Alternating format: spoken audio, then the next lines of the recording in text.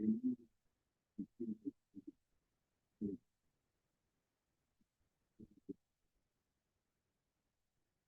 we look at age, we can see, okay, Susan's making, our auditor, Oakland is making copies of that for everyone, so we'll just have nothing there.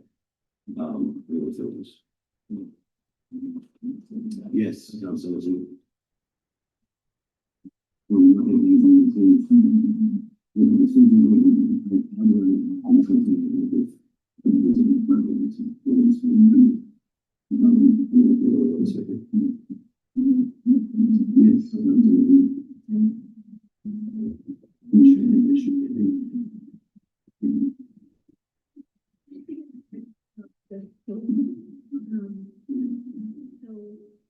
These SSO sewer system overflow, we're talking about into the ocean, the catch basins, or are we talking about the actual sewer streams? Okay, so if people are, okay, oh. Where we put it, and you said last year you got 800 calls for these backups of all kinds. Okay.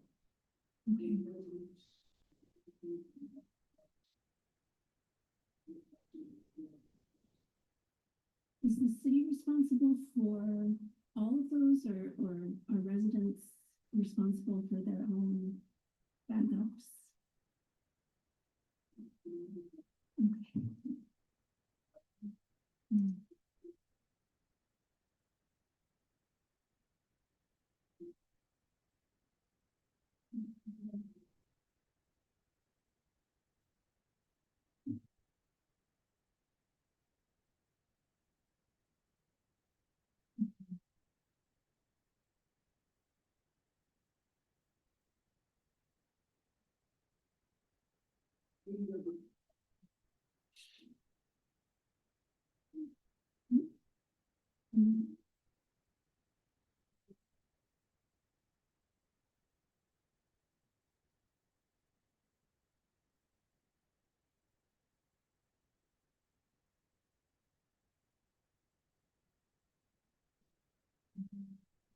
Down the street, so it affects the city. Now, if it's a private residence, we could have a sewer backup due to leaks in a system that we go out and clean. So it can be anything. But in talking about licensed food establishments, it's primarily their problems. Let me just have a separate question about how these new rules compare to other cities in the area. Have you We tried to do some research. I know the city of Lowell, they have their first fine is $5,000. Their first, yeah.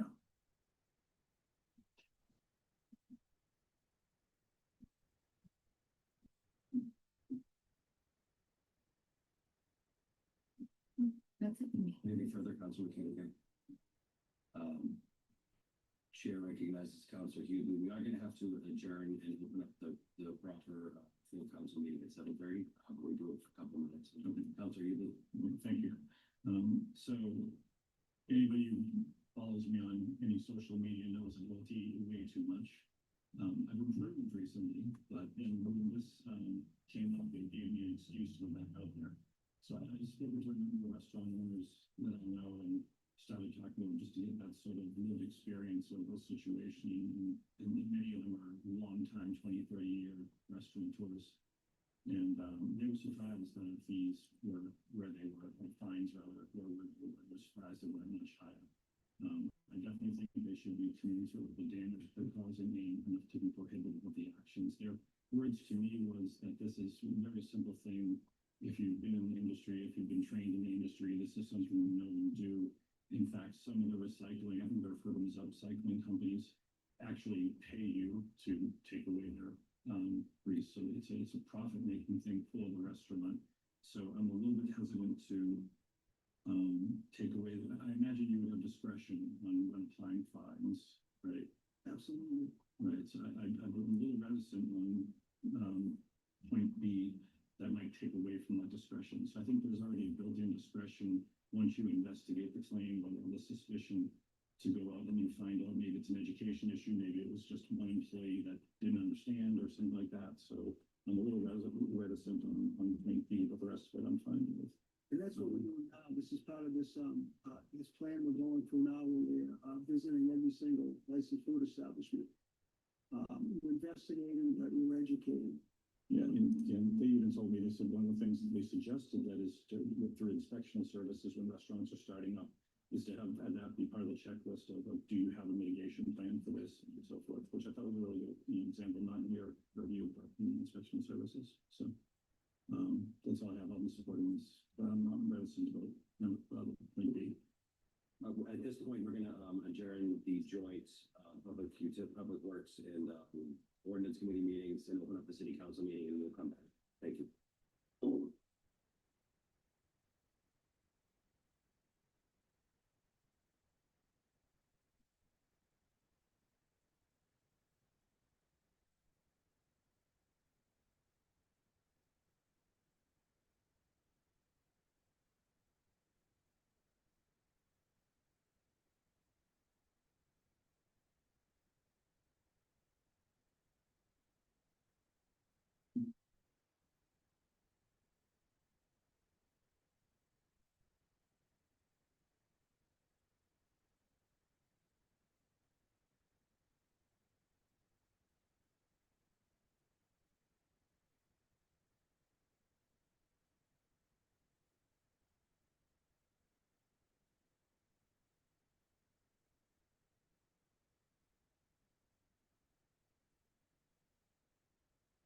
We're gonna call the city council meeting Monday, April 6th, 2026, 7:30 to order. Madam Clerk, could you call the roll, please? Councilor Ash. Councilor DeBon. Councilor Hughley. Councilor Jacobs. Councilor McClure. Councilor Riley. Councilor Ryan. Councilor Yan. President Mahoney. Present. 9 members of the board. Perfect. We'll now stand for a moment of silence.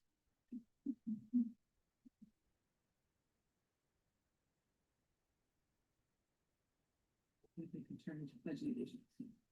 Allegiance to the flag of the United States of America, and to the republic for which it stands, one nation, under God, indivisible, with liberty and justice for all.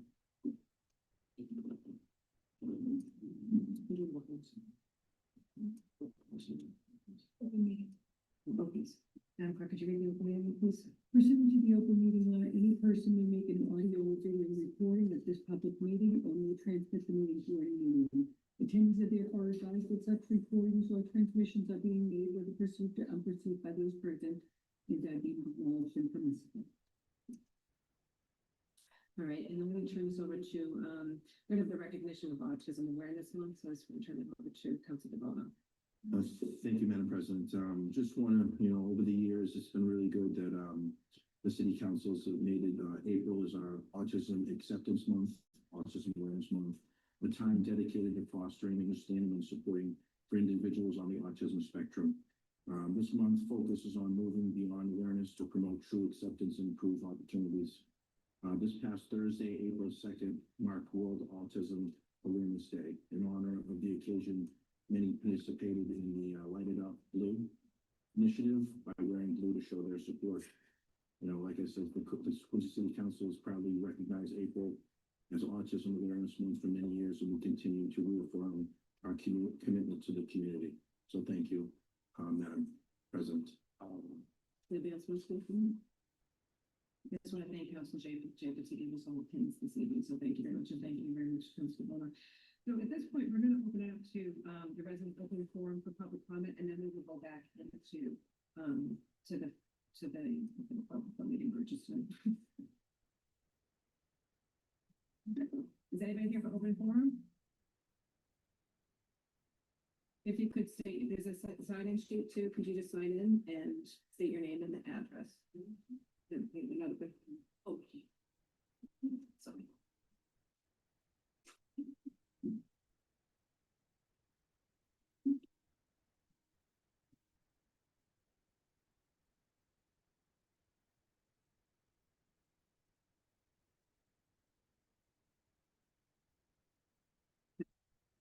President, honorable councils, this is an open letter to you all. Can we just start with your name and address? I'm sorry, that's okay. Deborah Manziato, resident of 25 Roselle. We, the undersigned residents and advocates for Quincy's history, write to express our formal opposition to the proposed demolition of the Monroe Building at 1227, 1259 Hancock Street.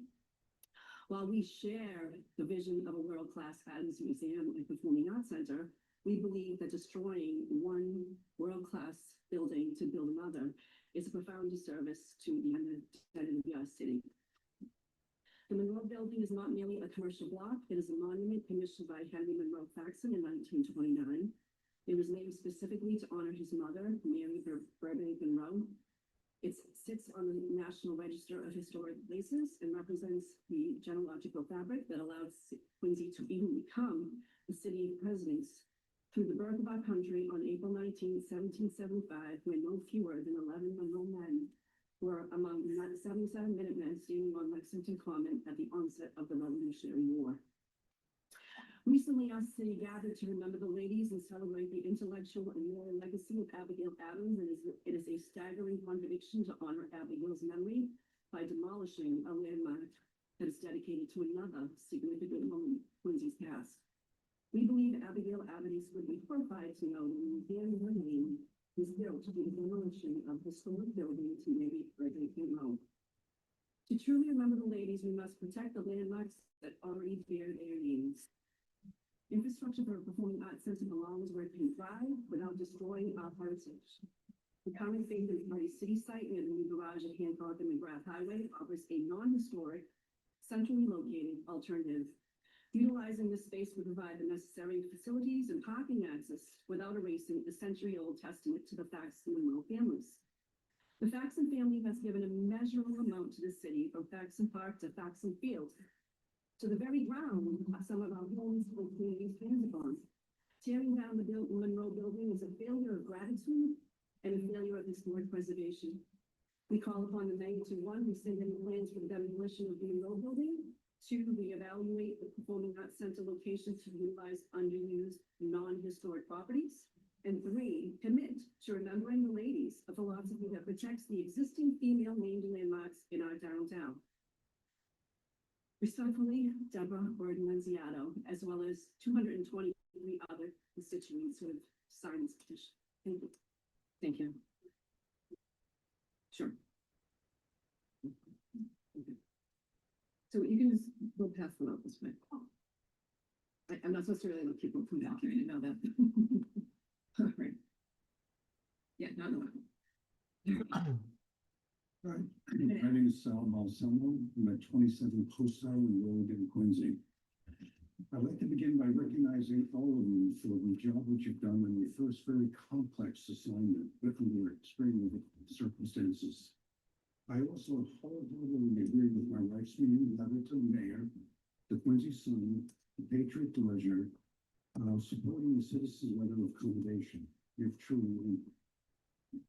I would also like to praise Mayor Pope for his article in the Quincy Sun, in which he acknowledged your right to request an additional meeting, expressed his gratitude for your support and purchase of the gear, and addressed the vitriol and misrepresentation circulated in social media that have had an adverse effect on our entire community.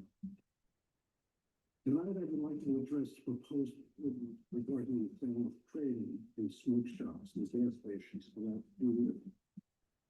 When I first raised concerns about this issue publicly, my intent was simply to educate.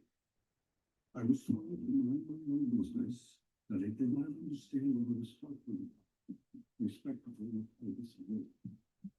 I spent my career as a mental health practitioner, serving as a clinical director of an inpatient psychiatric unit, a licensed mental health counselor, a licensed marriage and family therapist, and a case manager of both inpatient and substance abuse treatment programs. I believe that this experience qualifies me to speak to the issue of addiction and substance use. I want to be clear. I understand that some individuals report using kratom effectively, the herbal form of kratom effectively, to manage opiate withdrawal, mood disorders, and anxiety. Individuals who have tried prescriptive drugs and for various reasons, including side effects, have not found them effective. We would not want to deny anybody access to something they believe is helping them.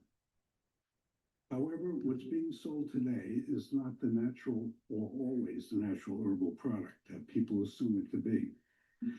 Many individuals begin with the herbal form of kratom, but transition to a more concentrated product, including those containing the synthetic form, often referred to as 7-OH.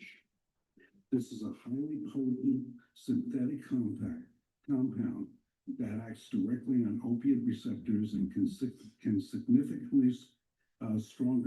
is significantly stronger than the natural plant and is being legally sold.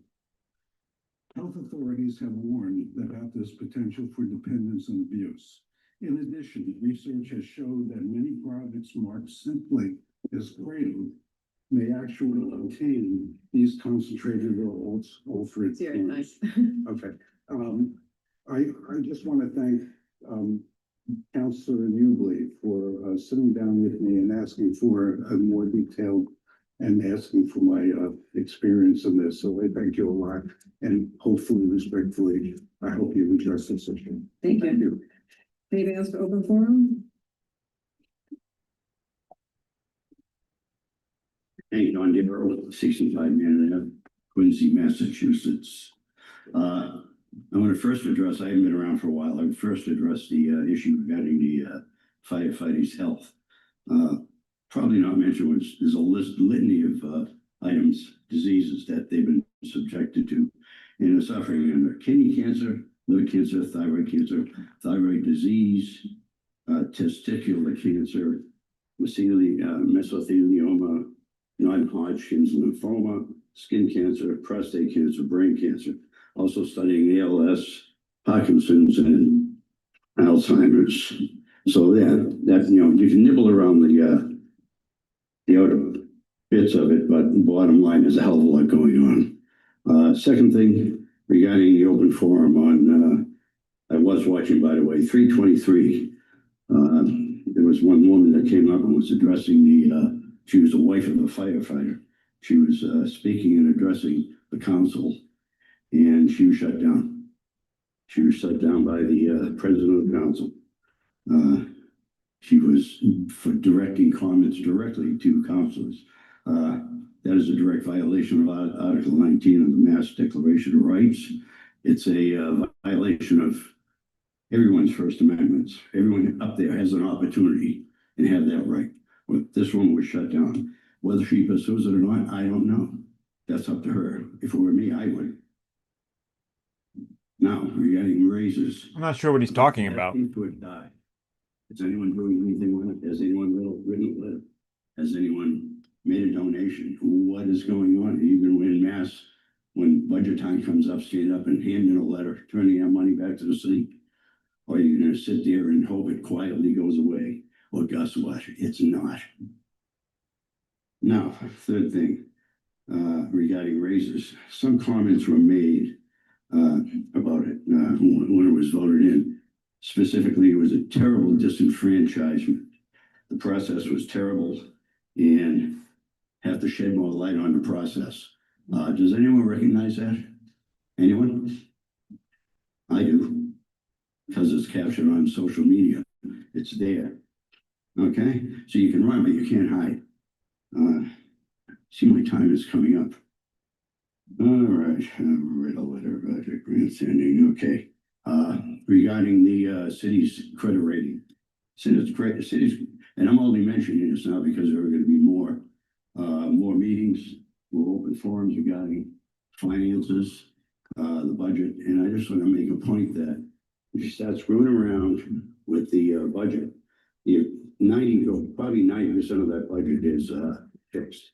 The other 10%, you're going to start cutting positions or force positions to be cut. Thank you. Thanks. Anything else for open forum?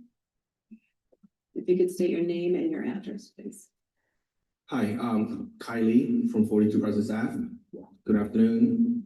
Good night, Madam President, fellow councilors.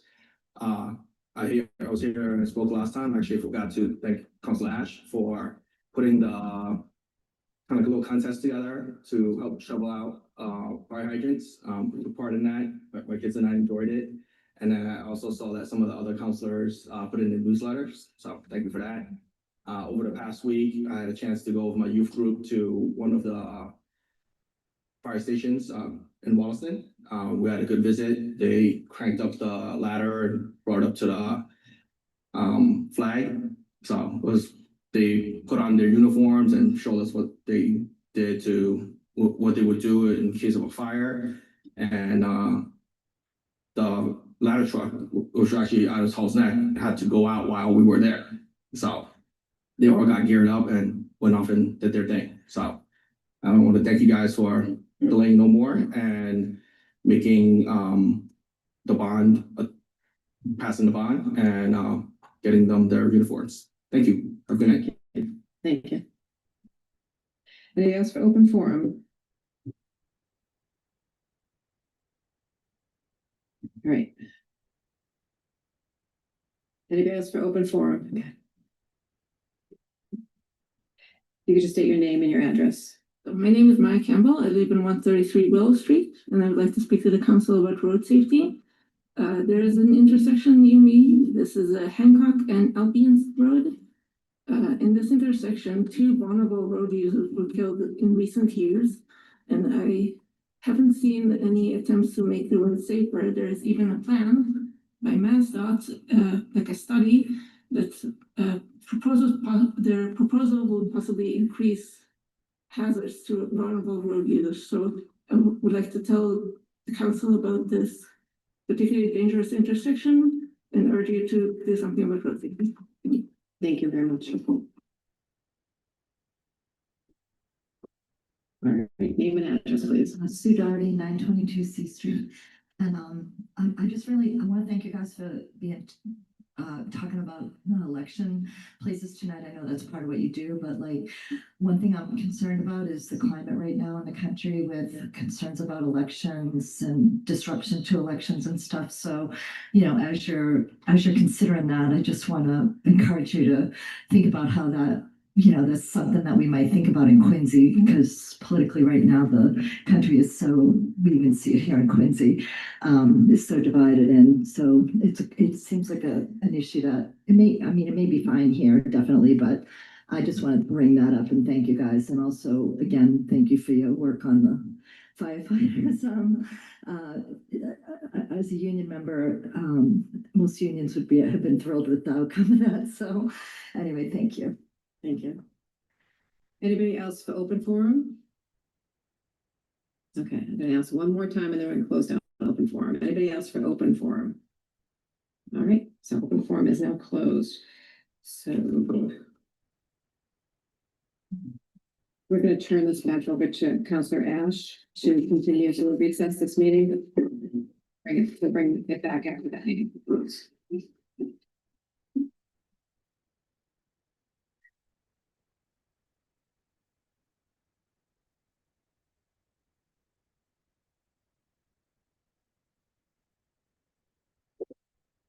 Uh, 7:49 p.m. on Monday, April 6th, we will reopen the joint ordinance and public works committee meeting scheduled for tonight for 6:45 p.m. Commissioner Grazioso gave his presentation on the floor. We are currently deliberating over Councilor Yuan's amendments and additions, which would I believe all of us have a copy of now and have been able to review. These additions or amendments to ordinance 2026-011, amending chapter 270 sewer and water, begin with section 270-26, city responsibilities and fair implementation. So if any of the fellow councilors have questions on these particular amendments, A, B, or C, I'll entertain those now. And Councilor Hughley, we were in the middle of questions, so if you want to continue. Yes, thank you. So what I was saying when we concluded the previous instance of this meeting was, I don't want to take away from the discretion that the DPW already has by kind of forcing them through steps of having to give different notice and different remedies. So I'm just offering that if we could maybe not, I'm fine with A and C, but B kind of takes away their discretion. I'd like to, I don't know if that's a friendly amendment or something like that. I'm already out of time. Darn. I like Councillor Jacobs' tie. That's what you like. I disagree because a written warning with the notice saying next offense will be $2,500. That's severe enough to want people to be discreet. So I think even you speeding or something, you get caught, you give people the first chance to.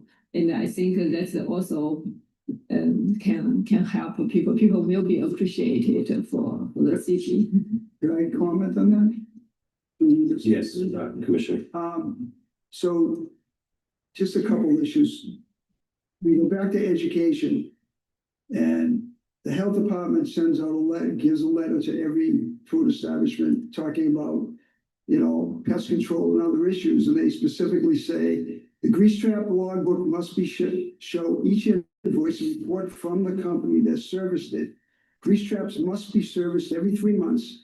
Failure to do so may result in a hearing with the health commissioner, fines per violation or review of your application in front of the license board. Kitchen hood vent cleaning, they must follow NFPA-96 requirements. Please note that for city ordinance 2015-102, any non-stormwater discharge into the MS4 system is subject to a fine. This is the health department grease log, so they're all aware of that. This is the grease trap maintenance form that they get from the health department. So they're very well aware. As I just had an opportunity to look at this.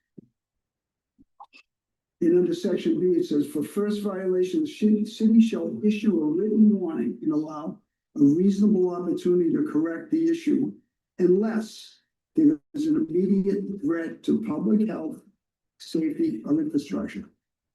I would argue that when you have one of these sewer system overflows, and the way that it's looked at by DEP and EPA, it is a public health, it is a safety, and it is an infrastructure issue. It's damaging our infrastructure. It's putting people in an unhealthy situation. So I would say in almost every situation, it is one of those. It is. So if we know that someone is deliberately doing those and they're not following what they're supposed to do, then we give them a warning. We go in and we find a situation like that. I just don't agree that a warning is, at that point, I believe that they should be fined. But that's my opinion. Thank you, Commissioner. I'm gonna, Councilor DeMona and then Councilor Ryan. And one other thing, the MWRA, for if we cause a sewer backup into their system, they can fine us as a city $10,000. And if we can keep these questions solely to the amendment, just to keep everything organized. Thank you. Councilor DeMona. Thank you, Mr. Chairman. Commissioner Gracios, you've gone over A, B, and C. Have you taken a look at those three? Okay. Yeah. I like how the ordinance is written, presented to us, to be very honest with you. We have to put rules in place, 800 calls, a lot of manpower being used. Just follow the rules.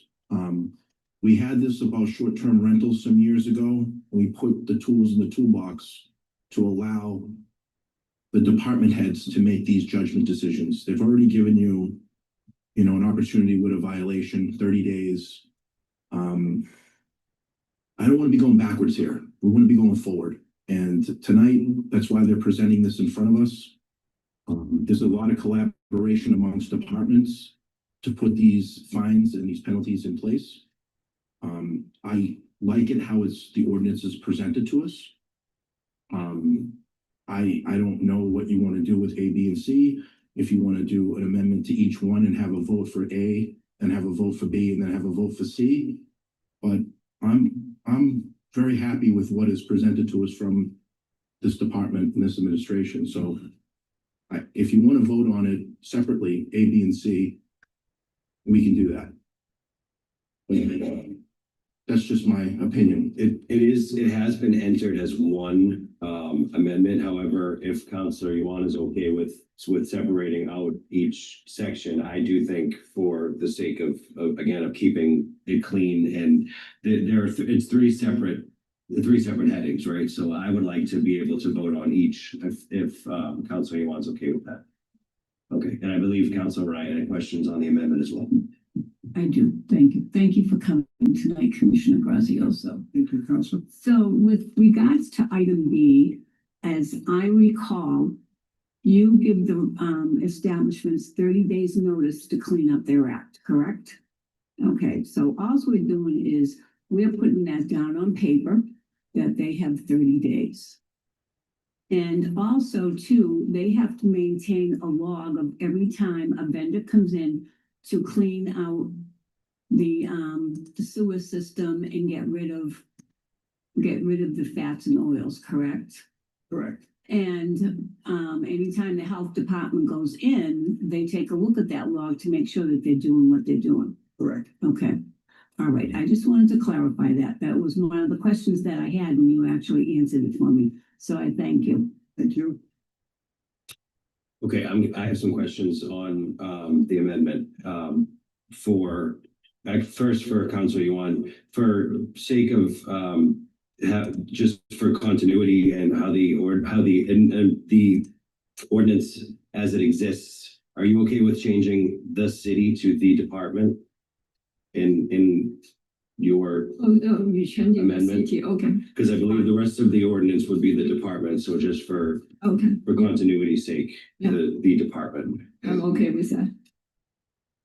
So Commissioner Grazioso, on first section B of this proposed amendment, is there an appetite in the city to keep maybe the first instance you don't want to issue a written warning, you want to give the owner the benefit of the doubt, say we're going to come back in 30 days, and if this isn't cleaned up, we're going to put pen to paper and it will be public record. Is there some appetite there to maybe see if this is one-off mistake that somebody really didn't know about and you don't want any negativity against their business or their reputation? Is that the idea of waiting those 30 days before issuing a citation, or has that been contemplated at all? Yeah, I mean, we give them 30 days to correct, but if we see somebody that, what if we have an instance where someone in the past have had these situations, like, again, we have those tier ones where we know they have some fog issues, and we've gone in and we've already notified them of that, to clean it up when we go back and it's not correct, then we want to be able to issue that fine. If we see someone deliberately doing something, like if you look at some of those pictures we gave you, people deliberately poured grease down the catch basin. That's into our stormwater system. That's polluting our waterways and our brooks and streams.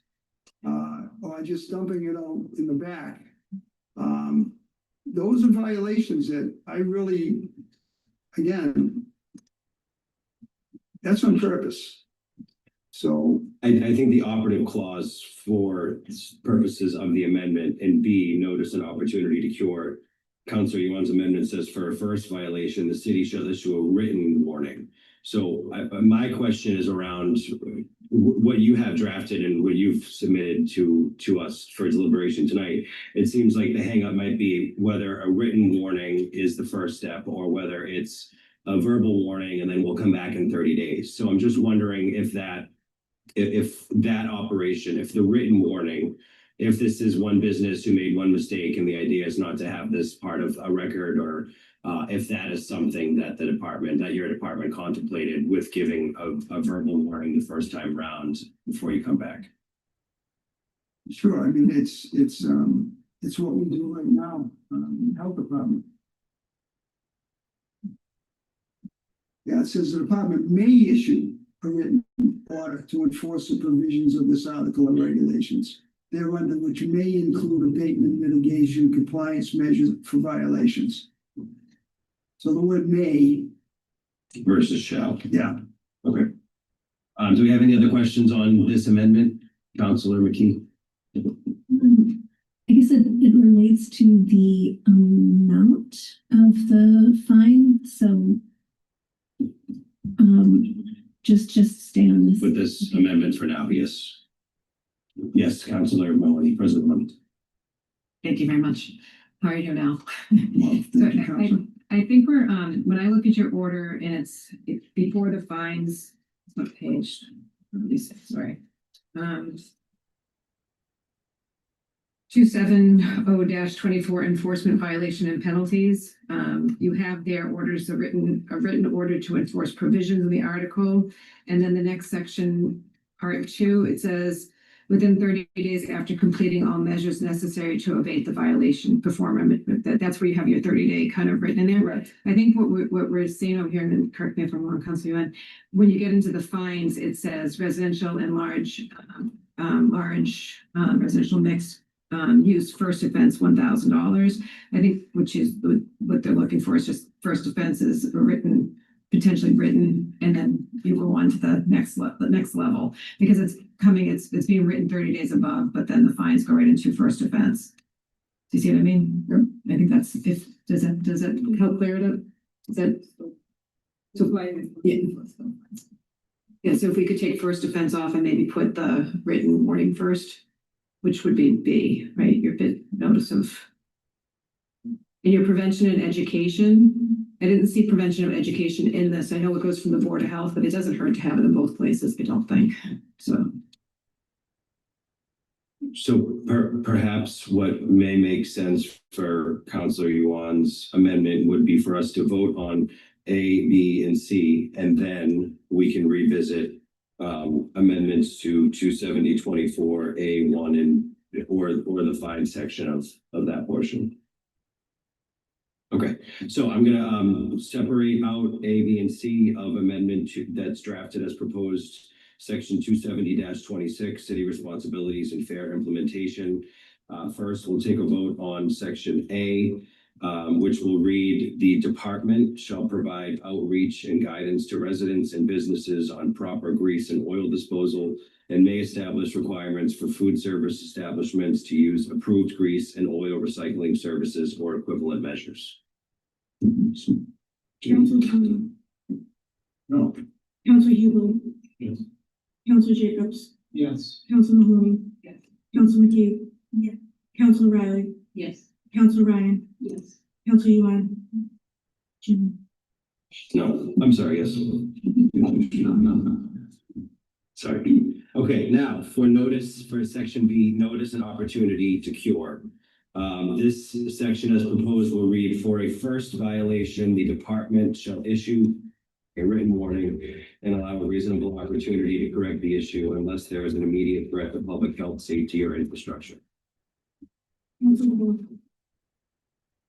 Oh, I'm sorry, I didn't realize. Councilor Riley has a question on section B. Yeah, just a couple of comments on it. I understand the spirit of it. I know that your department is very generous. They really do go out of their way, but down the line, when you're not here anymore doing this job, could somebody be enforcing this with a heavier hand? So I understand the balance of it. But the wording here of allowing reasonable opportunity is very subjective. It's not clear enough what would be considered reasonable. So I don't love the language of it as it's written. I'm probably going to vote no, unless somebody wanted to suggest some other, modification to it. But Councilor Jacobs. Sorry, I just also want to talk about B. My concern would be is, and I think this is what you were getting at, what if you roll up on a scene and it's like a disaster, right? Like literally it's like an environmental disaster, and we've kind of, I know it says public threat, health and safety, but again, those are kind of like broad terms, and I feel like those could be, hard to kind of quantify. Maybe we could qualify it, but I don't know if it could be quantified, right? So because of that, I'd probably be opposed to B, just because, I mean, some of those pictures that you just showed us, like, I want you to check at that person, and if it's their first offense and they get like, oh, they're getting away with it, and it's like, they shouldn't have gotten away with that, they knew what they were doing, if it's that bad, they know it's wrong. We have to report those also to the EPA. Those get reported in the consent decree. So we'll take a vote now on section B as proposed of the proposed section 270-26. I'm sorry, Councilwoman. I'm not trying to overcomplicate this, but in section 270-24 enforcement violations and penalties, section 1 for the orders of the department may issue a written warning to enforce provisions of this article or regulation, therefore under which may be included abatement, mitigation, compliance measures, or violations of this article. Again, I think we're getting caught up in the language of what Council Yuan is putting in front of us. And then the second part was within 30 days of that written notice, you're going to be looking for action to be taken care of. And if we go into the next section of fines, the first section says a residential and large residential mixed use first offenses for housing. I think we just have to add a above that says written notice, and then we could probably have section B. You can do okay with that. So we'll take a vote on it, and then if there's another amendment that stems off of the results, we can. Just want to make sure. Sure. Okay. Councilor DeBona, No. Councilor Hughley, Councilor Jacobs, Council Mahoney, Councilman Keith, Council Riley, Council Ryan, Council Yuan. Yes. Chairman. No. Motion passes. Okay, and now for section C as proposed administrative review. This would read, the department shall provide an administrative review process for any fine issued under the section, allowing affected parties an opportunity to request review and correction prior to seeking relief in court. Any questions on this section of the amendment? Okay, we'll take a vote on that. Council DeBona, No. Council Hughley, Council Jacobs, Yes. Council Mahoney, Council Keith, Council Riley, Yes. Council Ryan, Council Yuan. Yes. Chairman Ash. Yes. Okay, and now, given this amendment, I believe Councilor Mahoney might want to make an amendment, or Councilor Yuan may want to make an amendment to section B, which is under 270-24. Their first offense written warning, and then follow up within 30 days to rectify, and then we go to B with residential. The next offense is 1,000, then 2,500, then 5,000. And same thing with non-residential down there. It should be written warning for non-residential, and then 5,000. 25,000? Did I say 2,500? I'm sorry. I'm going right for it. You showed me some nasty pictures now. You know I'm supportive of you. Okay. So do you want to submit that in the form of an amendment? So A and E would both contain for residential and large residential or residential mixed, and also non-residential, the written warning language. And then we're going to take out first offense out of the language, and it's currently A will be B. There won't be say first offense anymore. Okay. Okay. I'll take a vote on that amendment unless anybody has questions on it. Councilor DeBona. Commissioner Gracioso, does this amendment take the tools out of your toolbox anymore? You know what it is, what we're trying to accomplish here tonight? Just keep in mind that if it's not on private property, the city still has to go in and clean and fix this situation. So we're incurring that cost. Okay. Thank you. Questions, Councilor Hughley?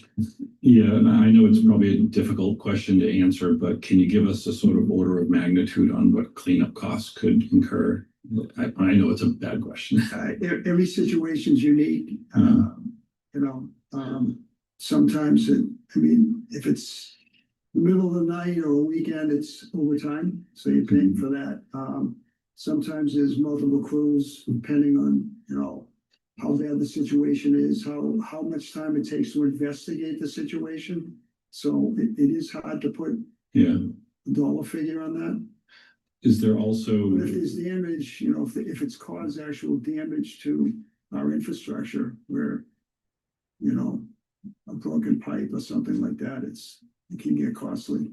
and is there also a bit of a ripple effect for some of this? So not only, this isn't just a spillage issue or a contamination issue.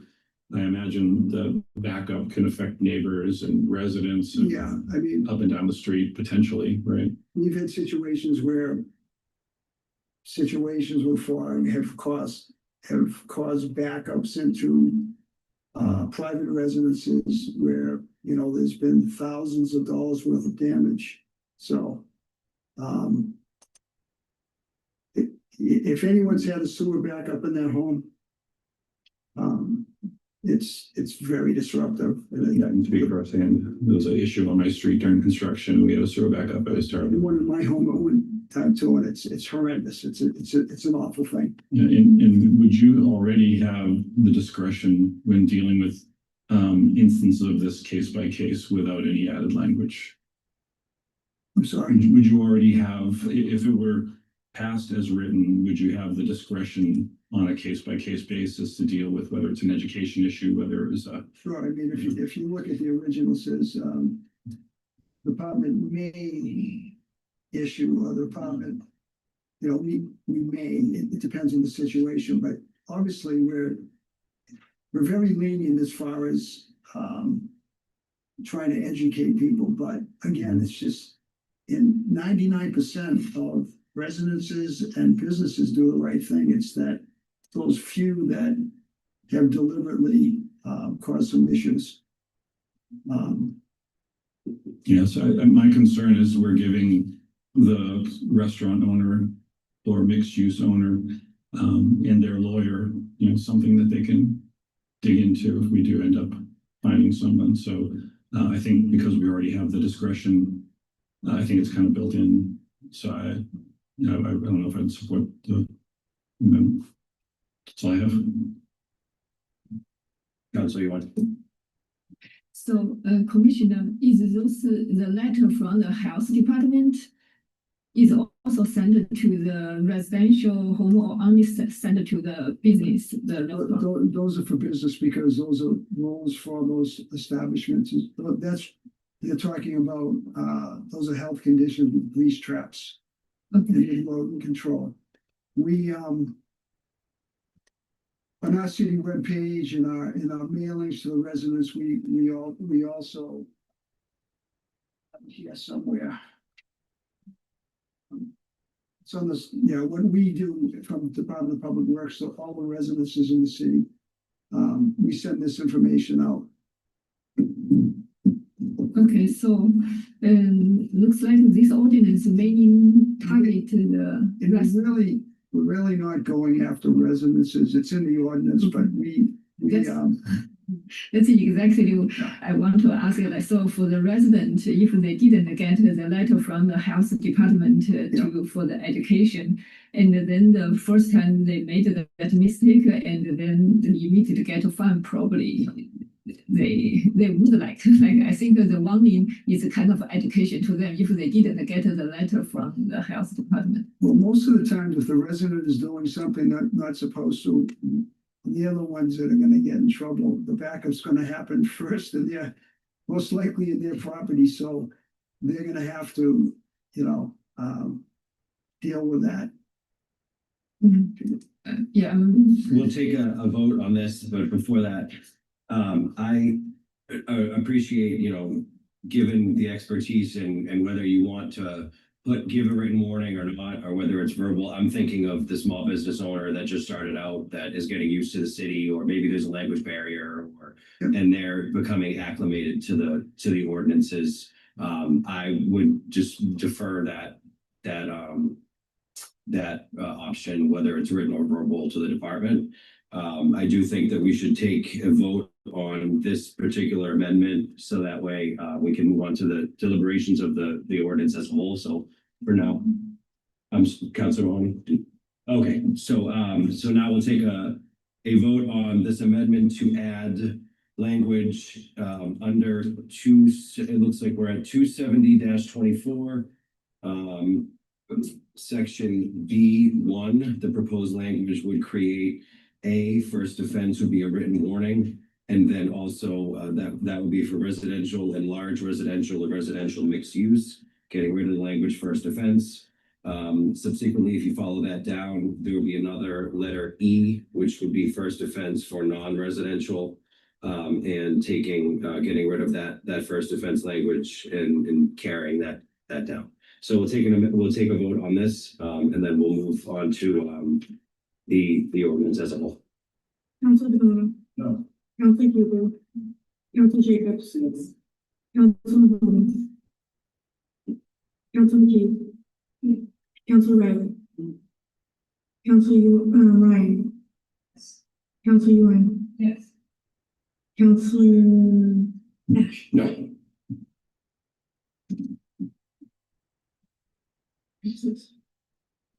Right. Okay, that amendment passes. Okay, so now on to questions on the ordinance outside, notwithstanding Councilor Yuan's proposed amendment. Councilor McKee. Yes, so just looking at this, the 2270-24 enforcement violations and penalties. So it says the department may issue a written order to enforce the provisions of this article, which may include abatement, mitigation, and compliance measures for violations of this article. So that is kind of like the written warning, get your act together. And then in the second part of that, I guess it's talking about if after 30 days, nothing's been done, the city will tell the property owner how much it would cost the city to fix these issues. And then the property owner would be responsible for those costs, which sounds like it would be different and in addition to any fines. Is that correct? It would be just they have to pay for whatever damage, whatever mitigation has been done by the city.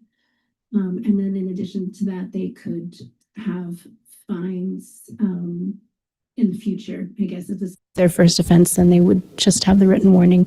So in any case, they're being made to pay for any damages in our first offense anyway. Correct. So that makes me feel good about the amendment that we just did then. I know that you said that it wasn't possible to really say what the cost would be, but I guess I'm going to go back and ask again what Councilor Hubley's Sure. trying to talk about. It depends on the damage. Yeah. Depends if, again, every situation is unique. If it's a cleanup,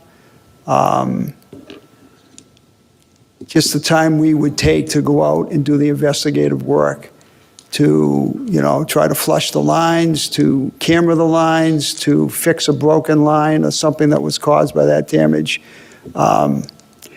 We get in a situation, what if they cause the backup in a neighbor's house, and now we're trying to go into that neighbor's house to help that situation, the cost of that. And then you get into legal situations, because who caused that? Right. Now you have neighbor versus business, neighbor versus neighbor. So you run into those situations. We as a city, I think we go above board to go into, if someone has a sewer backup, we'll go into their house and we'll try to help them. We'll try to clean the line, camera it for them. I don't think there's another city or town that does that. I got a call from Councilor Riley last week on a situation. We do that to the best of our ability. Try to determine if, could it be a city problem? Are there roots in the line? We'll clean them. But we do that. We go over and above for people because it's an awful situation. But all those, it costs, and it's time, and it's money, and, if we have to bring in, if it's above, if we can't handle it, our department, we'll have to bring in a company like, in situ form or someone to go in and try to shoot the lines. If it's something we can't do, that's a cost to the city, over and above. I guess And that happens. Yeah, I guess my concern is it sounds like the way this is written, it's the cost shall become an assessment against the property owner and shall constitute a municipal charges lien on the owner's property for the amount of said costs. So given the uncertainties around, who exactly is it, if it goes into your neighbor's house, who exactly is responsible, those shalls make me a little bit worried that it could, even though the city isn't intending to do that and tends to try to help people and do it themselves, that shall, I would like to make a friendly amendment to change those shalls to may, because it sounds like the way it's written now, someone could get really, in theory, there could be some catastrophic cascade of issues that would be very, very expensive. So just to let you know, this language we're trying to put in 270, that's in -23, is already in section 300. We're just copying that. It's been in that section since 2015, I believe, since that was last updated. So we're taking what was in the stormwater section and now putting it into the sewer section. But the language, it's the exact language, just so everyone knows that. I guess I'd still like to make that amendment just to be on the safe side. Okay. Yeah. So just to. Sorry. Comment to Councilor Councillor Yuan. Maggie's. Yeah, I totally agree with Councillor McKee's concern, because since I asked before the technical question, like how do you determine which business or resident is responsible for blockage, especially in a condominium building, how do you identify which unit caused the discharge? So you have those technical questions exist, and then you that means some mistake will happen during the identify the process, and then you give immediately shall become an assessment against the property owner. That's a severe consequence for something can be mistaken. So I agree with Councilor McKee and change the shall to may, so we be more prudent in this process. Commissioner Grazioso, do you think that changing shall to may on page 3, section 2, fourth line up, does that change the spirit and what you're hoping to accomplish with this provision? So I believe it just gives the department a little more discretion. Again, where is that? We're on page 3, section 2, the fourth line up. So this beginning of this sentence, let's see. If the amount due is not received by the expiration of the time in which to file a protest or within 30 days following a decision affirming or reducing the costs, or from a final decision of a court competent jurisdiction, the cost shall become an assessment against the property owner and shall constitute a municipal charges lien. So I believe we're talking about the second shall and changing that to may. So the cost shall become an assessment against the property owner and may constitute a municipal charges lien. May become an assessment against the property owner and may constitute a municipal charges lien, blah, blah, blah. And then in the final sentence as well, interest may begin to accrue on any unpaid costs. Just because it does sound like already what you're doing is not trying to hit homeowners with the absolute, maximum possible charge, but I think just putting those mays in, I feel helps sort of legally describe what you're already doing. I would, I'm not an attorney. I might ask the attorney on board what that would mean as far as putting a, I mean, it gives the department a little more discretion. I don't think it's binding. It's may become an assessment against the property owner and may constitute a municipal charges lien on the owner's property. I know we have Assistant City Solicitor Petkin in the room. I don't want that to adversely affect any collections procedure that we have. If changing shall to may could potentially open the municipality up to property owner issues, or I don't know if Assistant Solicitor Petkin has an opinion on it, or if we can table it, or.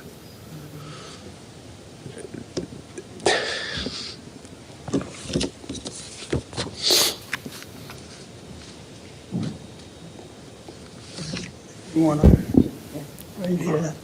So, without specifically addressing this, as this issue was not raised in advance to the solicitor's office, I won't comment directly on this. I can just tell you that in general, shall versus may, one is obviously mandatory, the other gives discretion to the department.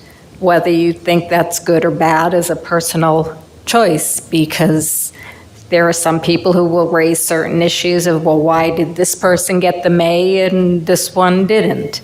Whereas shall, it's like a minimum mandatory sentence. You do this and you get that. So that's the difference between shall and may.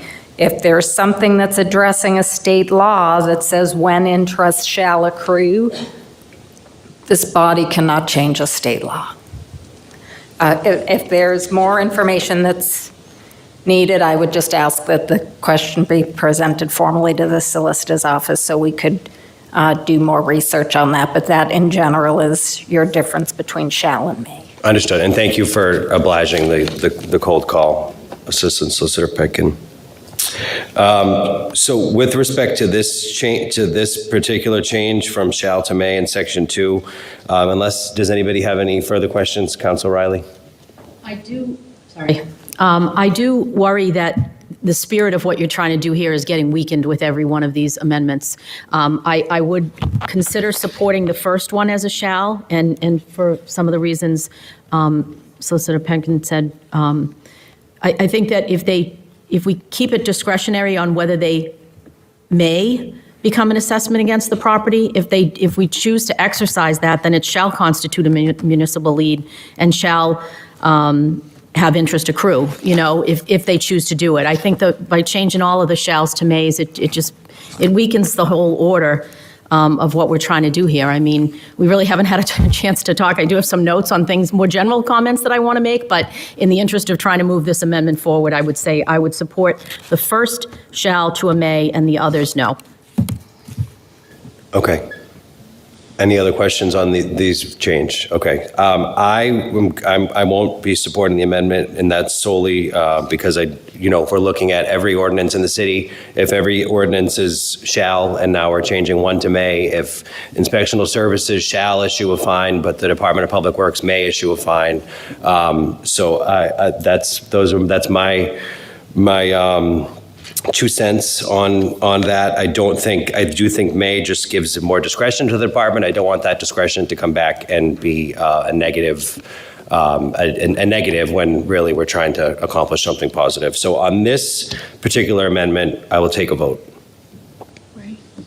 Councilor Ash. No. Councilor DeBona. No. Councilor Hughley. No. Councilor Jacobs. No. Councilor Mahoney. No. Councilor McKee. Yes. Councilor Riley. No. Councilor Ryan. No. Councilor Yuan. Yes. Fails. Thank you. Okay, so now we're gonna, Councilor McKee, did you have any other questions on the ordinance? Okay. Councilor Riley, would you like to begin your questions? Yes, please, thank you. I would like to say that the city, meaning the taxpayers, have invested millions of dollars in our drains and sewers, and so we have an obligation to protect those, and I think that's the spirit of what this order is that's before us, is that if the fines are not substantial enough to deter bad behavior, then people are just going to pay the fine and continue to not pay to have their grease removed or whatever they're doing. The reality is that the costs are borne by the taxpayers when these backups happen, right? And I do know that your department goes above and beyond, well within the boundaries of someone's property to try to resolve issues. So, whether or not that might change when Al Gracioso isn't doing this job anymore, I don't know. But we really need to protect the taxpayers and the infrastructure that we've invested in. The other thing I'd like to mention, and I know, Al, you've mentioned it, is these are also tied into enforcement by Mass DEP and the federal level with the EPA. So we have an obligation to, and some of this comes from an EPA fine, right? Some of this infrastructure work that's been done, because otherwise we're going to get fined and our taxpayers are going to be paying for that. I've already said that the fines need to be high enough to deter this activity. So I think it's commendable to think that somebody may inadvertently do something that they don't know is going to cause harm. But the vast majority of these, I think you're trying to address, are the ones that are chronic offenders, repeat offenders, and we need substantial fines, and we need to be able to recover the costs when somebody causes harm to this infrastructure. It shouldn't be borne on the taxpayers. So that's my 2 cents. Thank you. Anybody else on the motion? Oh, yes, Councilor DeMona. Thank you, Mr. Chairman. The photos speak for themselves. They were purposely putting oil and all these other grease and all this stuff into our infrastructure, I guess I could say it. This is a public safety issue, and we're out here in front of you today, and I'm glad it's in front of us, and we have to have the penalties in place, okay? So I didn't support these amendments, but I'm gonna support this measure in front of us from you guys, so that's my 2 cents. Thank you. Okay. Anybody else on the ordinance?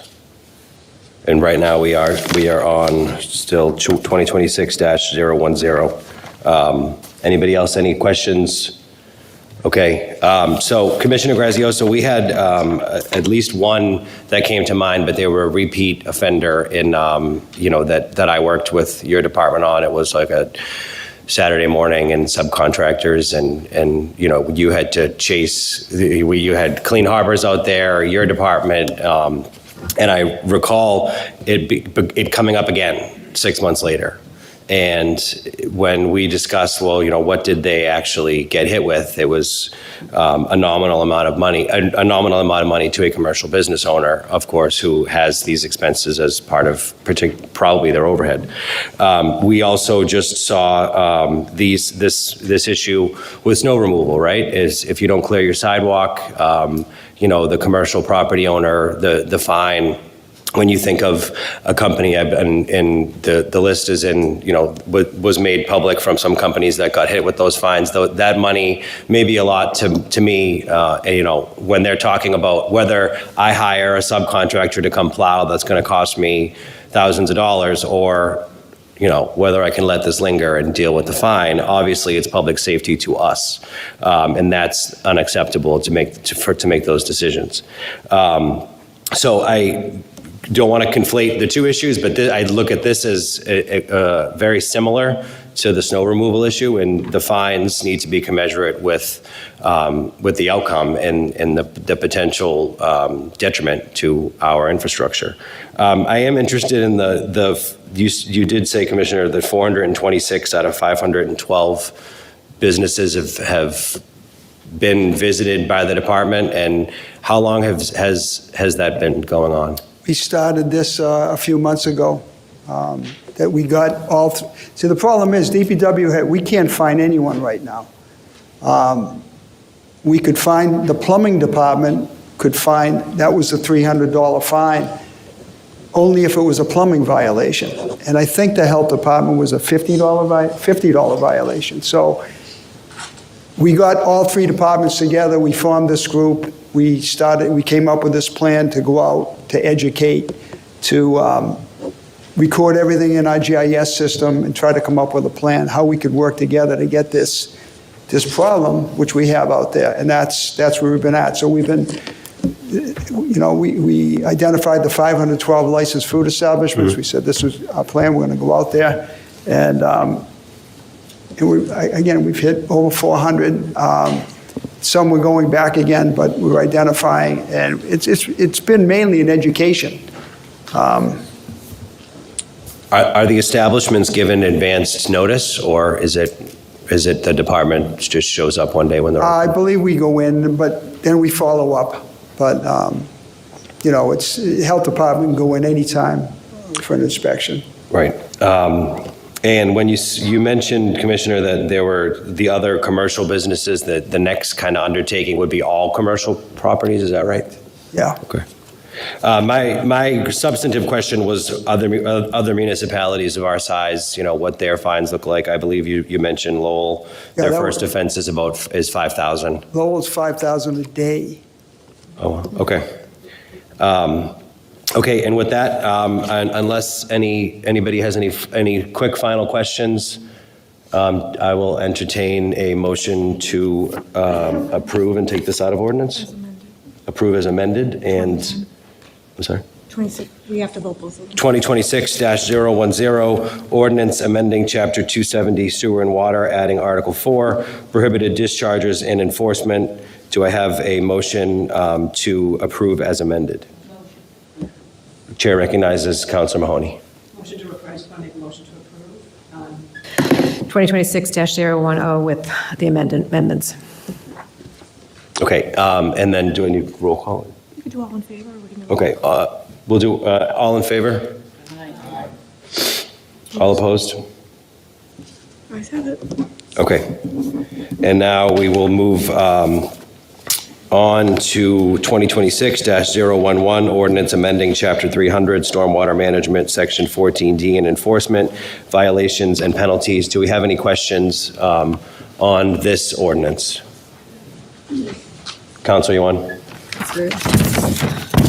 So in the chapter 300, so this you are amending section 14D, but on the 14C criminal penalty, the fine is no more than $1,000, and the 14D become $5,000. So what's the rationale for setting a higher fine for a non-criminal disposition than for a criminal penalty?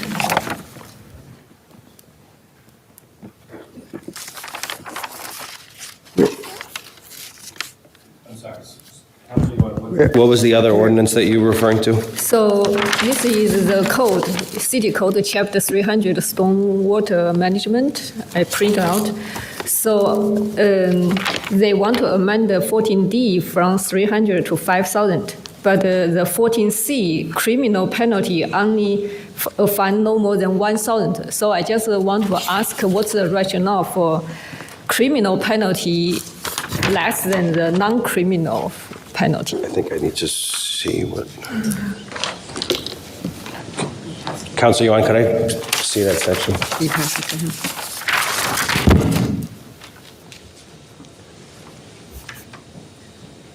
The 14C item.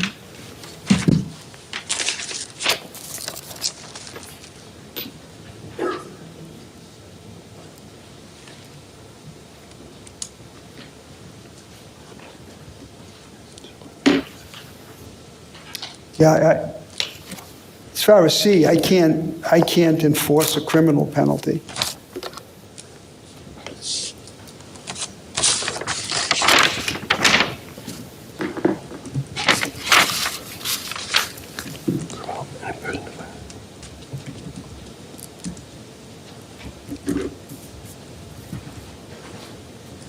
I mean, section C, 14C is titled criminal penalty, but it reads more, it doesn't, nothing about it reads criminal to me. Any person who, so just basing off of what was just provided by Councilor Yuan, this is section C, criminal penalty, it's titled criminal penalty, and reads, any person who violates any provision of this article, regulation, order, or permit issued thereunder shall be punished by a fine of not more than $1,000. Each day or part thereof that such violation occurs or continues shall constitute a separate offense. That is the existing ordinance. That's nothing we're trying to change. No, so Commissioner, so the revision that you have is for section 14D. Counselor Yuan was asking about section 14C. I don't know if you have. I have it in front of me, but that is the existing ordinance.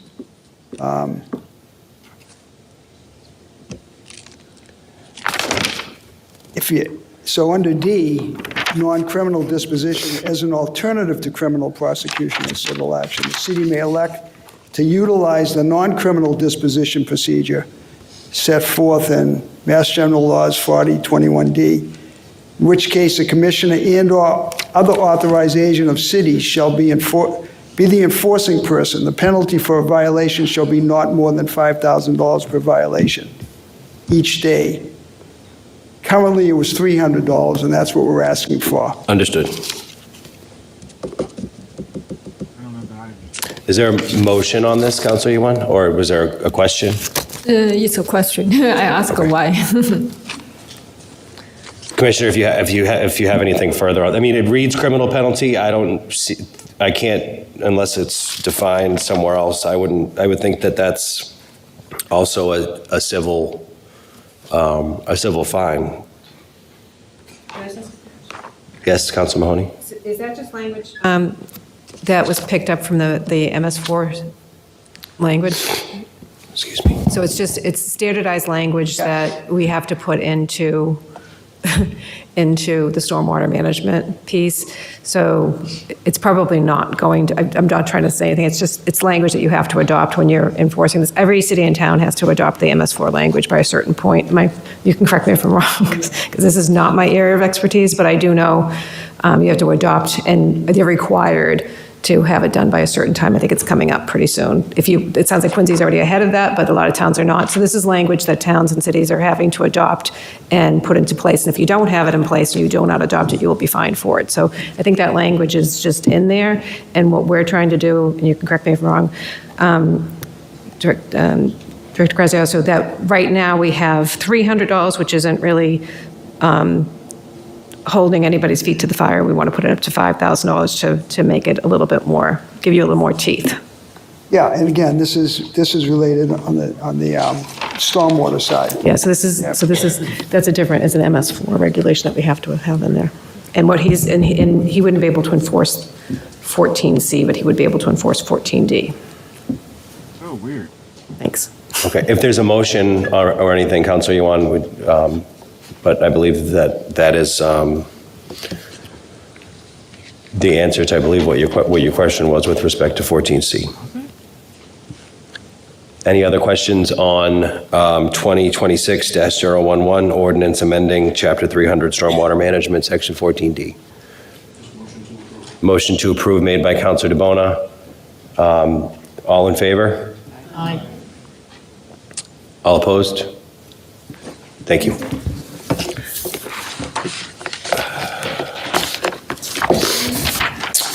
Thank you, councilors. Thank you, Commissioner.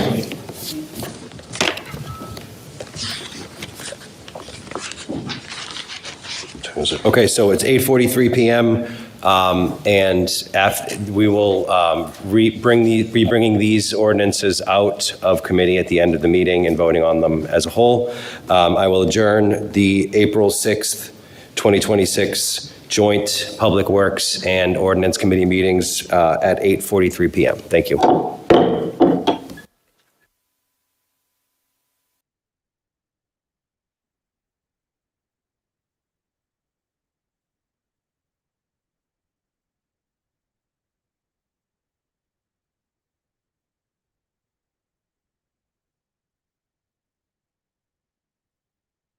And we're coming back into, so we're going to bring the city council, the regular city council meeting back into session, and we're going to move on to item number 2.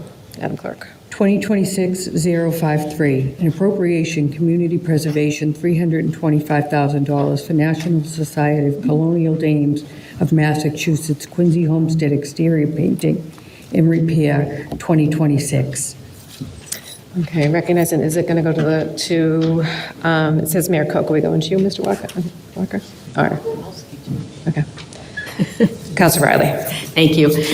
Yeah, we are reintroducing this. The Community Preservation Committee met last week, and we reviewed, and I do believe they provided some additional information. I know that Councilor Jacobs had asked for some information from the DCR, and the committee reaffirmed their support for trying to get this funding a little bit earlier than the normal cycle. All of the recommendations from the CPC will come to this body in the June timeframe with the budget, but this particular one is, it's weather dependent, and although the DCR technically is responsible for the exterior maintenance, they do not have the money to do it anytime soon.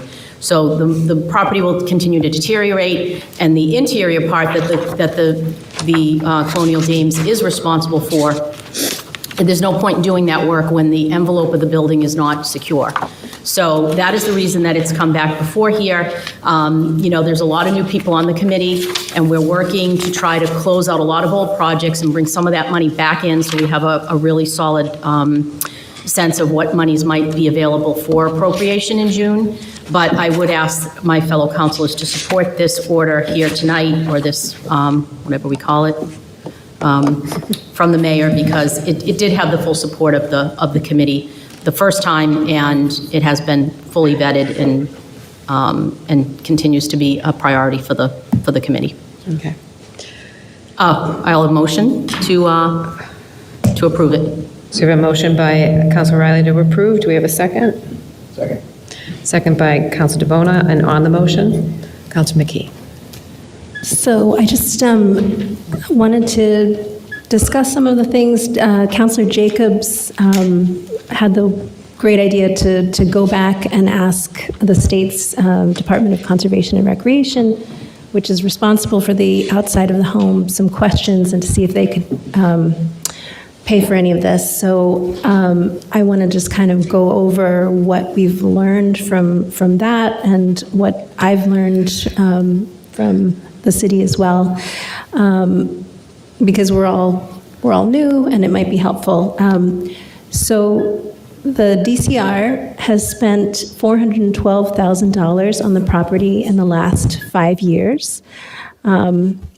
Most of that is for kind of plans for an accessible ramp. And Quincy has spent $520,000 on the property in the last 5 years, so 26% more than the DCR.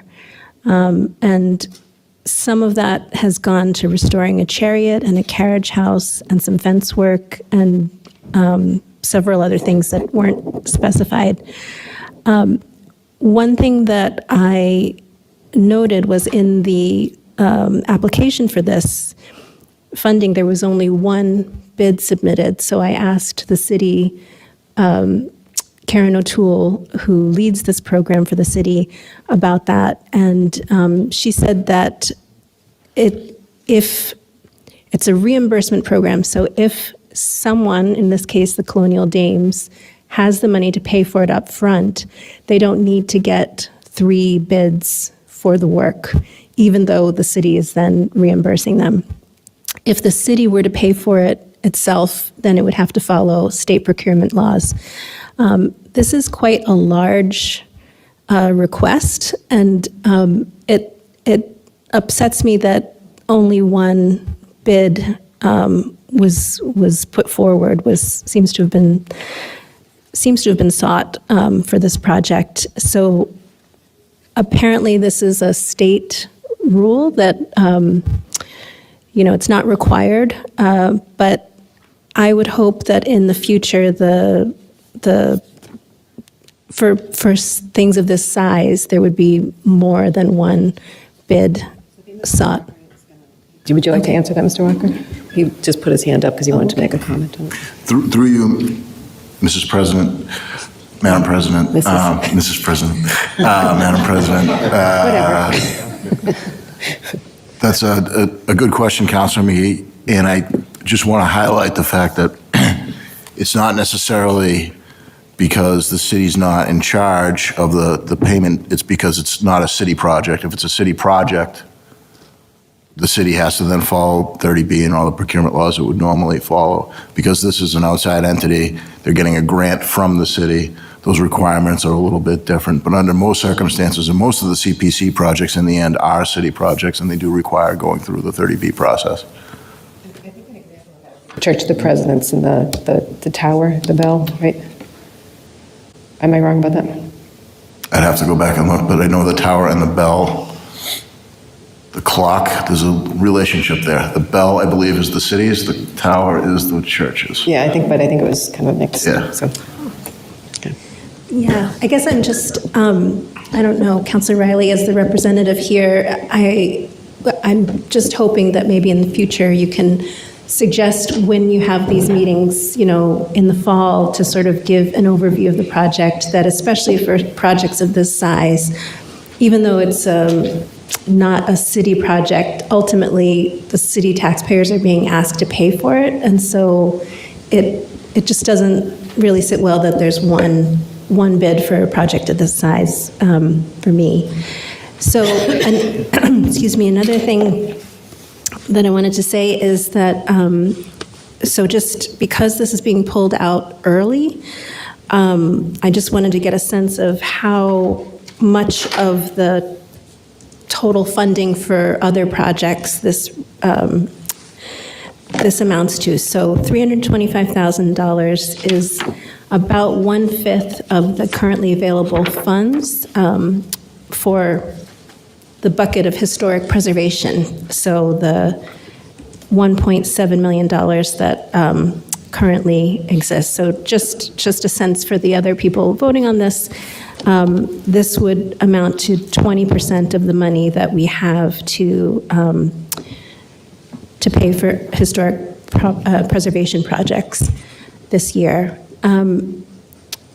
The other thing that I would like to make a friendly amendment, given that, I mean, the DCR says that they could get to this, but not for probably 5 years, and so, you know, I understand this is being pulled forward so that the least amount of damage can be done to the house, but I would like to make a friendly amendment that the amount be lowered to the estimate amount, $289,250, because that's the actual amount in the estimate versus the $325,000 that was requested.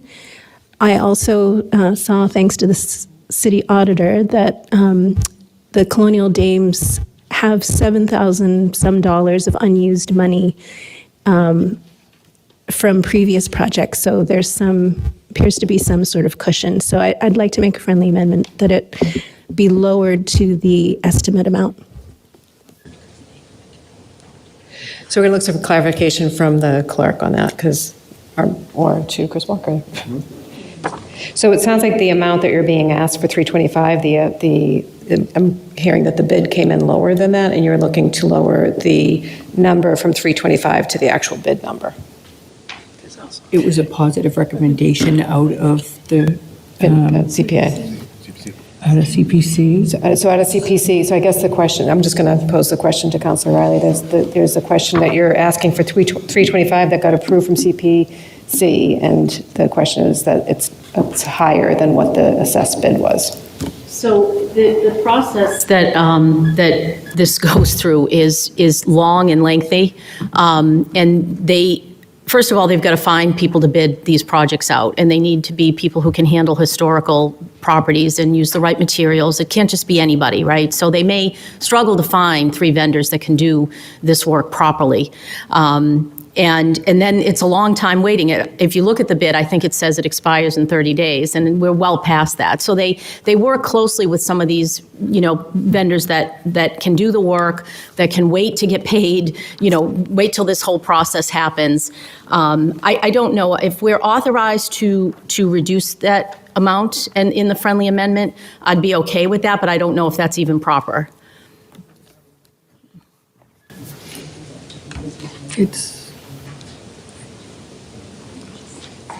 I guess. How much are you looking to drop it to? How much, yeah. From 325,000 to 289,000, so 26,000. Could I just make one more comment? So, Mr. Walker. Through you. Madam President, obviously the council's within its authority to reduce an appropriation. I will say, my knowledge is that the difference between the estimate and the full appropriation amount is just traditional contingency for a project of this scope. Is it 20% contingency? What is it? I don't have a calculator. That's good. So it's a typical thing that they'll put a contingency on it just in case it goes over, so that they don't have to come back and ask for more money. That's typically what happens with those types of things. I thought so. I guess I'm still feeling like for something of this size, plus they have the extra 7,000. Councilor DeBona. Thank you, Madam President. On the monies left over, if it was appropriated for a different project, it really can't legally be used for this project. So that you kind of have to leave out. And, the 289 estimate, if there's a cost override here, there's got to be some type of buffer in there because they're not going to be able to go back to the committee for the funding if it's the case. Now, the reason why this came in last year is because they wanted a head start on the project because of the snow, because of the rain, and here we are tonight, and weather's still got to break at some point. So we're back a month here on the project, and that's why they came forward early, particularly, because the projects come in June, and they don't get the monies appropriated until July, and that pushes the whole project out. That's why they're here early. And as for anybody else that was asking about this to be used for other projects, this has to be used for CPC. These particular buckets have to be used for these items in the historical preservation. So I know I got a lot of emails about this particular item being used for different things. This is CPC buckets, Community Preservation Committee buckets that go in those particular items. So I know you want to do your cost savings, but this is presented to us. It's an 8-0 vote from the CPC. Our representative from our council, Deb Riley, approved it as well from the council. So, that's why we have a representative that kind of represents us here. They vote on it as a group, they bring it to us, and that's what we go for. So. Go to, before I do, I just want to mention one thing. If they don't use the whole $325,000, it stays in the CPC. So it's not like they're giving them $325, it will stay in the CPC. So it's just it's budgeting for the 289. If it goes over, if it comes in at 200, let's say, they'll keep 125. I think I'm correct on that. And Councilor Ash, then it's going to go to Councilor Hubley, and then we'll come back to Councilor Ewan. So Councilor Ash. Yeah, that was my question, President Mahoney. I think it may be a good exercise to cover how CPC works. If we're cutting a check for $325, or if we're earmarking funds, and then it sounds like we're earmarking funds and waiting for invoices and paying those. And if it's the latter, of course, this adding in the percentage for contingency, I would see why that would be necessary. But if we can, I think we can confirm that the latter is kind of the process, that these organizations ask for the money, the money is earmarked, and then they still need to prove that it's being spent on what it's particularly earmarked for. Thank you. Councilor Hubley. Thank you, Councilor Ash. And so just for the folks at home or here that might not be familiar with the CPC project and process, I'm sure I can direct this question through you to Mr. Walker. So community preservation, just for those who aren't familiar with it, you get a little bit of an added charge on your real estate bill. This was something that was put in place years ago, 2006, 2007-ish. You get a small surcharge on your real estate taxes. That goes directly into funding these types of things, but there's also a state match. So when we're talking about spending Quincy taxpayer money, we're actually talking about spending people from Lowell's money. We're talking about statewide funding. I want to say it's 1-for-1, if I'm not mistaken, somewhere in a little less now. Okay, but see what I'm saying? It's not all Quincy funding, I guess, is where I'm going. So I just want to make sure I mentioned that. Also, I agree in terms of the contingency going into these projects, especially on a historic project. They don't know what they're going to uncover the minute they start removing boards and testing things and getting into it. So I would hate to see us in a situation where we didn't have a contingency, we've opened the building up, and now we're trying to figure out how to secure the envelope without enough funding to continue with whatever we find under there. So I would definitely highly warn against that. I had a long conversation with Ms. Pierce, who is one of the applicants, and she kind of explained to me the methodology. The contractor that they're using is one that they've used for a number of other efforts in the previous work, very specialized work. They know the property, they're very familiar with the grounds.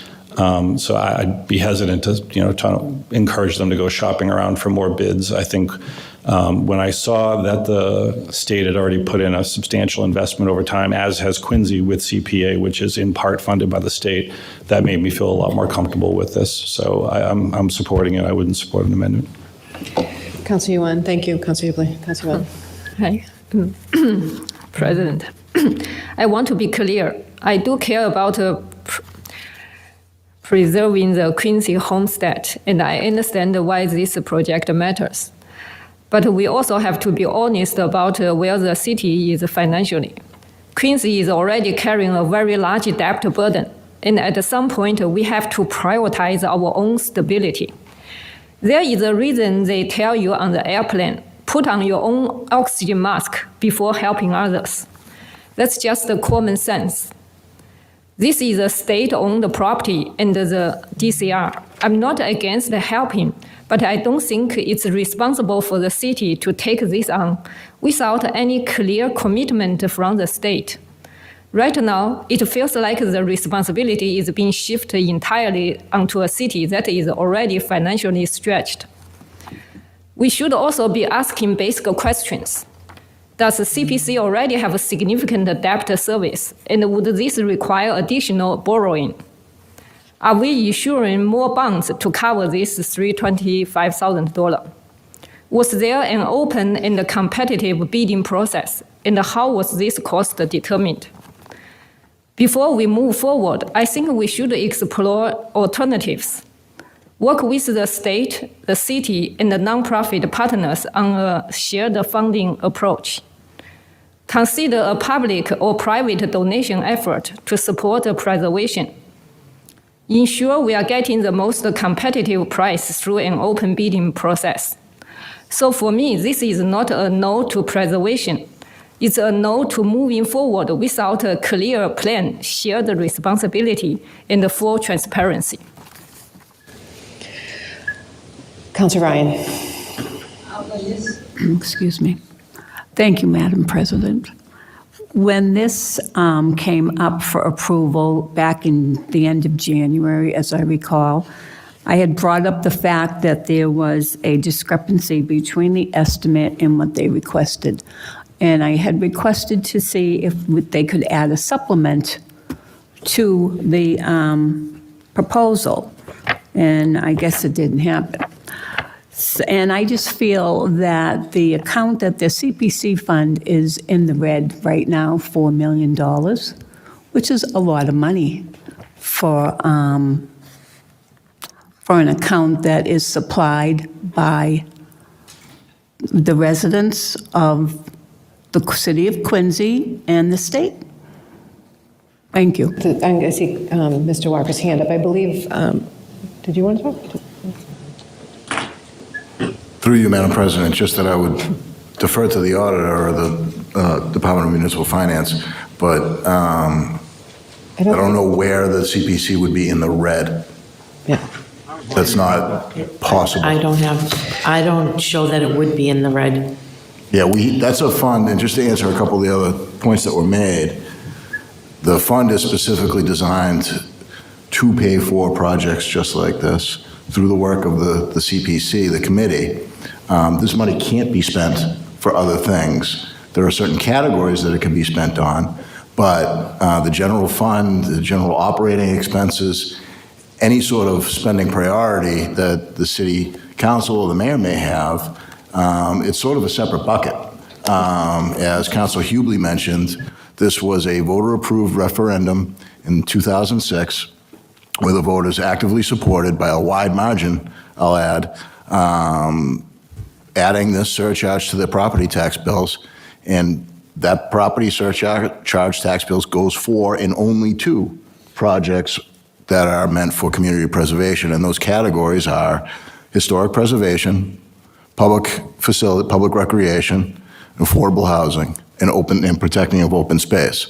The list of projects that have been accomplished over the last now 20 years is immense. There are projects that this body would all very well recognize, and a lot of them probably would not have been able to get done if not for the voters' willingness to support this fund and support the use of this fund in a way that protects our historic heritage, that funds open space and recreation, and provides some affordable housing money. As for the question, Councilor Ryan, I appreciate it relative to the deficit, but again, this is an account, as are all of our accounts every single year, that are balanced out every year. You can't spend. We're given a number from the assessor's office through municipal finance. It's coordinated with the state because of that match. The number is the number, and we do not overspend in that account, nor any other account that has anything to do with the basic operations of the city. When we're talking about CPC, it is, the taxpayers of the city of Quincy get a surcharge on your tax bill. I don't know what it's up to at this point, but it's what? 1%. And then it's matched. And I think what you're looking at, and I could be wrong, I'll ask the Madam Auditor about this, but I think we have borrowed money against the CPC, so there is some money. So there is debt that goes out against the borrowing for certain properties that we'll be paying for out until 2051. And I think that's where you might be confusing the red, but it's definitely something that you can do. So we can borrow against it because it's a set income. There's a set number that's coming in from the state, so we know how we can balance that. But if you could, Madam Auditor, if you could actually add to that. Yeah, I would just like to do a little clarification for everybody. In the fall every year, there are 2 forms that have to be filled out by the city of Quincy. One form is filled out, I believe, in September of each year. The next form is filled out in October. Those forms, you fill it out based on the revenue that has been received. It then gets approved by the Department of Revenue. What you will notice next is a council order will come before the city council in December, and it will be what your estimated revenues are that has been approved by the Department of Revenue. And that is the revenue that you're basing off these projects on. So like the debt, if you were talking about the debt service, I believe there might be, and I'm just going off the top of my head, maybe 5 council orders in the past that the council has voted on to use community preservation funds to fund. That, all that is configured into your revenue budget when you vote on it in December. If anybody wants to come to my office, and I'll do a private explanation to them. It's you just have to go through the whole cycle. Councilor Ray? I do know what the CPA fund is. I see it on my real estate tax every year. So thank you. Yeah. So we have a motion on the table and we have a second. Councilor Jacobs. Sorry about that. So, I was in contact with the Colonial Dames. I spoke with Mrs. Megan Gilardi. Sorry if I didn't get her name correctly. She's the Executive Director for Properties and Collections. She was just recently hired there. They hadn't had a position for that.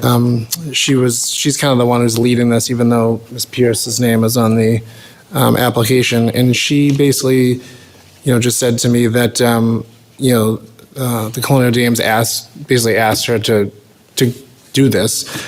They were in contact with the DCR. I did speak with folks at the DCR. It was kind of hard to get a hold of them, but there are some of the questions I asked. Like the one question was whether the scope of the work described in the application actually falls within the responsibility of the DCR, and they said yes. So they know that this is, that this falls on them. However, they go on to say that exterior repair work of the Dorothy Quincy homestead is a long-term work plan for the DCR's historic properties. The Office of Cultural Resources, which Ms. Galunas, I think I'm sorry, whoever this person, the woman Priscilla from the DCR, she's the head of that. Cultural Resources has a small annual budget, so they're saying just like everyone else, they have a budget. They have over 100 national historic landmarks that they're charged with taking care of, and they need significant historical resources under our care. The work proposed for the Dorothy Quincy homestead is not currently scheduled. There's no plan to do it at all, and even if they were to do it, it would take them 5 years to to get it done. So, that's a long time. I mean, I think that is usually, how you do it. I worked at the Adams houses for many years. We'd paint one side of the house, then the next year we'd paint the other side of the house. That's the best way to do it. But right now, the building is in, they say it's in pretty bad disrepair. I went there. There is some disrepair. There's some deferred maintenance, things that they could have probably taken better care of to prevent some of the things that we're now trying to fix. But, I do think it's an important resource for us to have. Her name was Priscilla Geiger, sorry. So I will be supporting this. But I'm really disappointed in the DCR for kind of shirking their responsibilities. I feel bad for the taxpayers of Quincy. They've already paid their state taxes. Now they've been taxed again, and they're paying taxes twice for to complete the same task, so. So we have a motion on the floor and we have a second. Councilor. May I propose a solution just to discuss? So, given the city's current financial situation, I can't support using local CPC fund without a clear commitment from the state. Therefore, I propose that any appropriation of CPC funds for this project be conditioned upon a formal written agreement with DCR to be executed prior to the release of funds. That includes the following. First, cost sharing or reimbursement. DCR agrees to reimburse the City of Quincy for the CPC-funded portion of the project within a defined period, up to 5 years, or provides an equivalent financial contribution. Second, binding agreement. This agreement must be legally binding and approved by the appropriate state authority to ensure enforceability. Third, define the scope and accountability. The scope of work, total project cost, and the responsibility of each party must be clearly outlined. Fourth, funding safeguard. CPC funds should not be expended until such agreement is fully executed. If these conditions can't be met, I would recommend postponing the appropriation and formally requesting that the DCR take the lead in funding and completing the repairs. Is that in the form of a? Yeah, so that's my proposal. Okay, Up to before we go on, there's a motion and there was a second on the motion. So. And there's a disconnection that's happening. So are you suggesting this to be a friendly amendment to the motion that's on the table? All right, so I think Councilor DeBona. Thank you, Madam President. So when you appropriate the funds for CPC, you have 3 years to finish the project. If you do not complete it in 3 years, the money goes back to the CPC fund. So you're talking about 5 years, you can't do that. It's a 3-year appropriation once we approve it. So as soon as it goes to this particular item, you get 3 years to finish that project. And if it's not finished, whatever funding goes back to the CPC fund. That also pertains to projects that haven't got off the ground. Say they were appropriated or approved 2 years ago, and they're on year 3 and they didn't complete the project, the money has to go back. So I know you want to be creative, but there's rules, there's laws, there's procedures in place already from the CPC.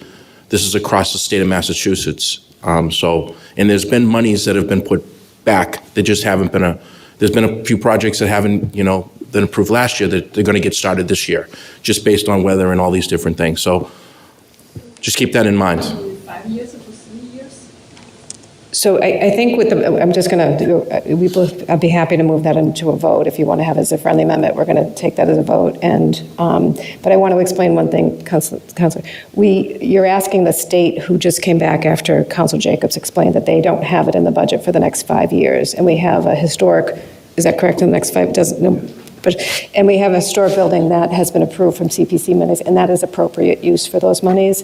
And what we're voting on tonight, it came out of a committee, is to approve this first $325,000 for this particular project. Now, second to that, what I think is happening is we have a lot of new counselors that are here on the board, and we haven't had a real introduction to CPCs and how this money is being used. And, this is an opportunity for, I believe, for the administration to bring forward maybe the director of the CPC and maybe do a presentation to the full board so we could answer many of these questions. And the reason why many of these questions are coming up is maybe just because we haven't had the opportunity to have that deep dive.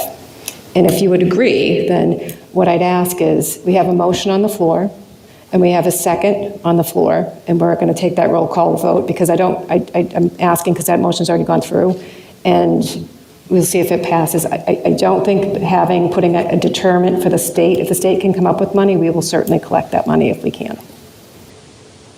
Is that okay with Councilor? First vote on this 325, then vote on amendment. So what I'm saying is, Councilor Jacobs explained that he went to the DCR, and the DCR does not have any money budgeted for this site for the next 5 years. So whether we put 3 years or 5 years on it, there'll be no money that we'll be able to recoup back potentially for that. Councilor Jacobs. And then even in my communication with them, they have a proposed plan for some work that basically says, yeah, we want to do it, but they don't even, finally put in this ramp after they've spent like $250,000 looking at it. And they're like, yeah, we can't afford to put this ramp in. So they don't even have money for that. So the state doesn't have any money to put into it. So we're just trying to get ahead of the deterioration of a building at this very moment. That's what this is for. So what I'm asking is if we could table your friendly motion, because we're going to vote for, there's a motion and a second on the table for the motion. So we're going to go ahead and have that vote, okay? Okay, roll call vote. Councilor Ash. I'm sorry, is this on the amendment or on the? This is on the vote, it's 325. Yes.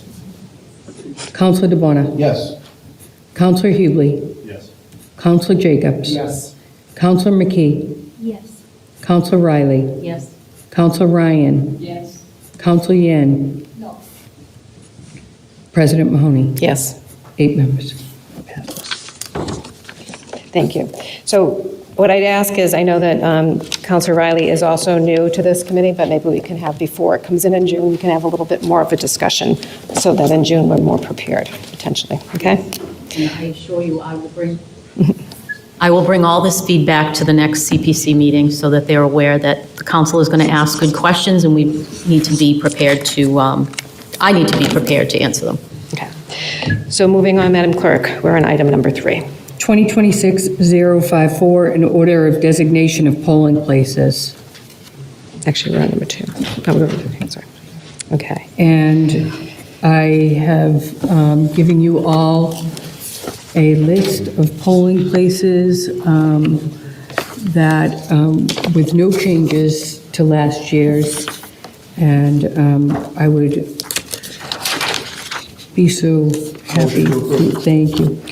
So we have a motion to approve order number 2026-054, passage designation of polling places. Do we have a second? Second. Councilor Ash, on the motion. Anybody have any questions? And this is a roll call vote. Councilor Ash. Yes. Councilor DeBona. Yes. Councilor Hughley. Yes. Councilor Jacobs. Yes. Councilor McKee. Yes. Councilor Riley. Yes. Councilor Ryan. Yes. Councilor Yen. Yes. President Mahoney. Yes. 9 votes. Okay, moving on to number 4. 2026-055, order designation of early polling places for the primary election Saturday, August 22nd, 2026 through Friday, August 28th, 2026, and the election Saturday, October 17th, 2026 through October 30th, 2026, according to the codes of Mass General Law 950, CMR 47. Motion to approve. Motion to approve from Councilor DeBona, seconded by Councilor Jacobs on the motion. On the motion. On the motion? Thank you, Madam President. Just looking this over, and this is correct, I think, Madam Clerk, is there's 14 days of early voting before the final election? That's correct. And I see Sunday in here. Is that correct? That is correct. Any city over 45,000 registered voters specifically has to have weekends of early voting as well. Okay, so we have 7 days, is it 1, 2, 3? Yeah, 7 days for the preliminary, primary, and then we have 14 days consecutively for the final. Correct, with one weekend at Central Middle School. Okay. Is this dictated from the state? It is. Okay. Thank you. It gives an opportunity for the folks, I mean, the voters to go out and vote. I mean, it's all in person, is that correct? Yes, or vote by mail, of course. Okay. And on election day. Okay. Thank you. Anybody else on the motion? So I just have a quick question. So some of this always gets asked. And when you have a Quincy election, we do not send out a mailer to remind people that they need to ask for absentee ballots or mail-in ballots, but for the state, they will send them out. Yes, we got word that the first round will go out if you haven't already applied, the first week in July. And then again, if you didn't apply for one in September, they'll be going out the first week in October. So people should just be paying attention to that. And then when we're in a city election, we'll remind people that they have to call because they don't get that mailer, because that's an expense for the city. Thank you. So on the motion, we have a motion seconded, and we need a roll call vote. So could we move on to the roll call vote? Counselor Ash. Yes. Counselor DeBona. Yes. Counselor Hughley. Yes. Counselor Jacobs. Yes. Counselor McKee. Yes. Counselor Riley. Yes. Counselor Ryan. Yes. Counselor Yan.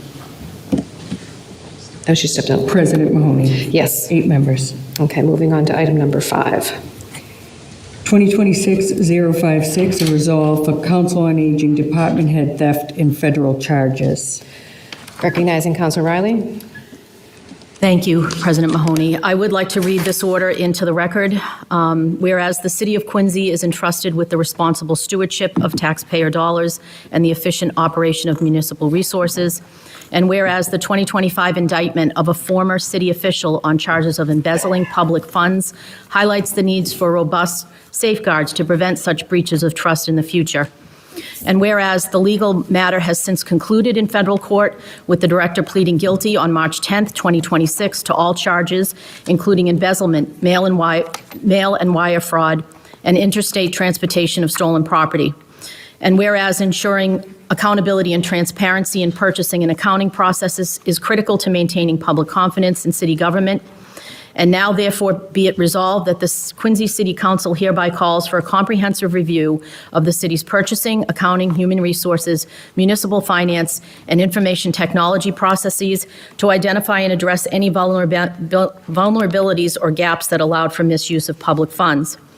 Be it further resolved that this review includes an evaluation of internal controls, approval processes, and financial oversight mechanisms to ensure the highest standards of accountability and efficiency. Be it further resolved that the City Council recommends the engagement of an independent consultant or auditor as appropriate to assist in this review and provide actionable recommendations to strengthen and enforce safeguards. Be it further resolved that the findings and recommendations of this review be presented to the City Council within 30 days for consideration and implementation as necessary. And be it further resolved that this Quincy City Council reaffirms its commitment to safeguarding public resources and ensuring ethical governance on behalf of all Quincy residents. This order is actually slightly updated, but is pretty much taken from Order 2025-009 that was introduced by then Council President Ian Kane on January 21st, 2025. The meeting minutes indicate that, for the most part, there would be limited discussion until the legal matter has resolved. And since this legal matter has been resolved by the accused pleading guilty, it is time now to bring this forward for public review.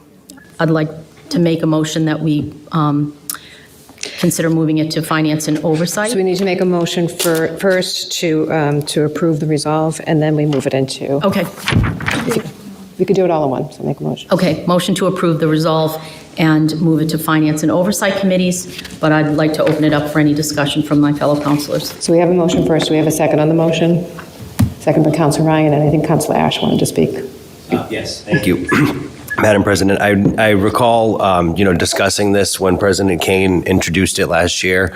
I know that at that point, Mr. Walker had some updates on internal policies and whatnot, and based on the last, I believe it's probably been a year since that was introduced, Is this something that we'd be looking to discuss in the subcommittee, or is this something that maybe Mr. Walker can update us on now, and then we can do the subcommittee meeting as well? Or that's more a question for him. But I know when we discussed this a year ago, Mr. Walker had alluded to some internal changes and really asking if there's been an update with the department head change. And I know some of the staffing at the Council on Aging as well.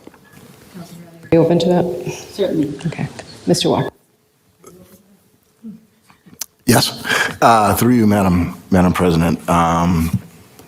Two components to it, Councilor Ash and Councilor Riley. First, I think, as we said when the original resolution came up last year, that more than happy to provide the council with as much information as we possibly can as a very bad situation as it was. Actually quite proud of how the internal team handled it. Within hours, we had a forensic auditor in to meet, and everything was frozen, everything was done correctly. That forensic audit is subject to the federal investigation. I know, understand at the timing, the case has been concluded with a plea, but if upon approval, if this resolution is approved, still need to check with legal, who does need to ask the U.S. Attorney's Office as to what level documents can be shared, discussions can be had. The case is concluded in one component, but there are open ends to it, an open end to it, as far as I have been aware, relative to the solicitor's office, and I think that's sentencing. So I don't know if the federal government considers the case conclude. It's a question we have to ask them, whether the case is concluded at sentencing or whether the case is concluded upon the guilty plea, and whether or not they're comfortable with us having the discussion, releasing the forensic audit, and getting to some of the nuts and bolts that are included in the resolution. But as we discussed before, a lot of that work has been done. We're happy to discuss in the future. Specific to Councilor Ash's question, I think I would reserve, obviously, at the council's behest, talking about that within the structure of the committee as part of an answer to the resolution, but can say that specifically that the cash handling policies have been augmented with additional oversight. There have been a number of other mechanisms that have been put in place since this incident took place. But again, happy to discuss that at the appropriate time within the committee. So we have a motion and a second by Councilor Ryan. So is that an all in favor? Oh, no. It's a roll call vote. Roll call vote. So it's going to go into finance and oversight, correct? Yep. Roll call. Councilor Ash. Councilor DeBona. Yes. Councilor Hughley. Yes. Councilor Jacobs. Yes. Councilor McKee. Yes. Councilor Riley. Yes. Councilor Ryan. Yes. Councilor Yen. Yes. President Mahoney. Yes. 9 members. Okay. Moving on to item number 6. 2026-057, a resolve requesting comprehensive report on city property transactions. Okay, and I'm going to recognize Councilor McKee. So I wrote this resolution because the council will soon be considering a substantial property purchase, that of the Eastern Nazarene College campus, which lies in Ward 5. To assess the potential risks and benefits of that purchase, I believe we must understand the kinds of land deals the city has made in recent years and their effect on the city's finances. So this resolution requests a comprehensive list of all property transactions made since 2010, their purchase, sale, and lease prices, their funding sources, any revenues and costs generated, and any outstanding debts. This information is especially crucial because of the current state of the city's finances. Quincy carries more debt when adjusted for tax revenue than any of the 50 largest cities and towns in Massachusetts, while it has the least amount of free cash by that same metric. So I move that Order 2026-057, requesting a comprehensive report on city property transactions, be approved, and that the resulting report be discussed at a future joint meeting of the Finance and Oversight Committees. So we have a motion. Do we have a second? Second by Councilor Riley. And then on the motion, anybody on the motion? Councilor Ryan. Sorry. It's okay. I approve. You're just like waving to me. All right, so nobody on the motion, we're going to move to a roll call vote. Oh, wait, did we do it correctly just before? We did it correctly, so I just want to make sure we did it correctly. Okay, we're going to move to the roll call vote. Counselor Ash. Counselor DeBona. Yes. Counselor Hughley. Yes. Counselor Jacobs. Yes. Counselor McKee. Yes. Counselor Riley. Yes. Counselor Ryan. Yes. Counselor Yen. President Mahoney. Yes. 9 members. All right, moving on to item number 7. 2026-058, a gift for $3,250 from various donors to DARE. Motion to approve, seconded by Noel DeBona, seconded by Jacobs, and a letter of thanks. And all those in favor? Aye. Any opposed? Okay, the ayes have it. Then we have communications and approval of previous minutes from March 16th. Motion approved by Councilor DeBona. You know, the second, Councilor Yuan. Madam President, I request that this be included in the meeting minutes to accurately reflect the material aspect of the discussion and to protect the city's interests in the event of any future dispute regarding undisclosed chemicals in the turnout gear. I understand that under Robert's rule, minutes are not intended to be a verbatim record, but however, they may include key points necessary for clarity, accountability, and the protection of the city. This request is limited to documenting a material exchange directly related to the city's liability considerations. That said, I make a motion to amend the minute by adding the following paragraph. This is adding to the March 23rd. Okay. Meeting minutes. So based on the international, so this is a paragraph I want to. So by adding the following paragraph, based on the International Association of Firefighters guidance, Councilor Yuan requested disclosure of any flame retardants or chemical treatments used to replace PFAS. The Dominican representative declined, citing intellectual property concerns. Councilor Yuan also requested protective language in the purchase agreement, such as compensation if undisclosed toxic chemicals are later identified. This request was also declined. Councilor Yuan further raised a concern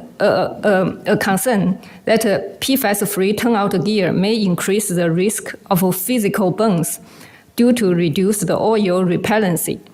The Dominican representative did not address this concern. So I want to amend by adding this paragraph in the meeting minute. I would like to have a vote. March 23rd. Okay. Yeah. All right. Could you pass that down? Yeah, sure. Could you email it to her too tomorrow? Can you email it to Jen tomorrow? What? Can you email it to Jen? Yeah, I will. Okay. So we have a motion on the floor and a second for March 16th and March 23rd. So we're going to have March 16th, we'll go through and why don't we just vote on March 16th first? All those in favor for March 16th? Aye. Any opposed? And then moving on to March 23rd with the friendly amendment. Do we have a motion for that? Motion by Councilor Yuan, seconded by Councilor Ryan. All those in favor with the friendly amendment? Aye. Any opposed? No. Okay. Okay, 2 nays. 2 nays? Okay, 2 nays. All right. Motion passes. Communications and reports from the mayor and other city officials and city boards. I do have a couple of requests. Utility, Ward 5, grant a location National Grid Gas at 1550 Hancock Street. I also have a couple of traffic requests. Ward 3, Council Hughley, add handicap parking to 62 Hobart Street. Ward 6, Councilor Riley, add handicap parking at 258 Newberry Ave. That's it. All these to be referred to Ordinance Committee for Advertising and Public Works Committee for Scheduling and Advertising. Okay. Thank you very much. Moving on to unfinished business and preceding meetings. Seeing. So moving on to, I don't see any for that, so moving on to reports of committees. We have oversight coming up first, so oversight. Yep, so on April 6th, 6:30 PM to 6:56 PM. The Oversight Committee met here in the Great Hall, and we talked about 2026-017 in order to approve the location of the lease for solar energy implementation at the Squantum Elementary School, and it came out of committee of a positive 9-0 vote. Is that a motion to approve? Yep. Do we have a second? Councilor McKee? Is this a roll call vote? Roll call vote, please. Counselor Ash. Yes. Counselor DeBona. Yes. Counselor Hughley. Yes. Counselor Jacobs. Yes. Counselor McKee. Yes. Counselor Riley. Yes. Counselor Ryan. Yes. Counselor Yen. Yes. President Mahoney. Yes. 9 members. So now we're moving on to ordinance for Councilor McKee. Yes, so this was a traffic request to add a no left turn on Coddington Street in Ward 1 at the car wash driveway. Positive recommendation made by the ordinance committee. So motion to approve 2026-052. Motion to approve, seconded by Councilor DeBona. On the motion, all those in favor? Aye. Any opposed? Okay, the ayes have it. You have another one? Is that it, Counselor? That's it. Okay, so we're moving on to Public Works. It was a joint meeting, and I'm moving this over to Counselor Ash. We had a joint meeting between the Ordinance Committee and the Public Works Committee earlier this evening at 6:45. We had presentations and deliberations on 2 ordinances, the first being 2026-010, ordinance amending Chapter 270, Sewer and Water, adding Article 4, prohibited discharges and enforcement, positive recommendation as amended, and if we can take a vote on that one. Okay, so we have a positive recommendation as amended for, which order was it? For 2026-010. 010. Do we have a second? Counselor Ryan? And we need a roll call vote. Counselor Ash. Yes. Counselor DeBona. Yes. Counselor Hughley. Yes. Counselor Jacobs. Yes. Counselor McKee. Yes. Counselor Riley. Yes. Counselor Ryan. Yes. Counselor Yen. Yes. President Mahoney. Yes. 9 members. Okay.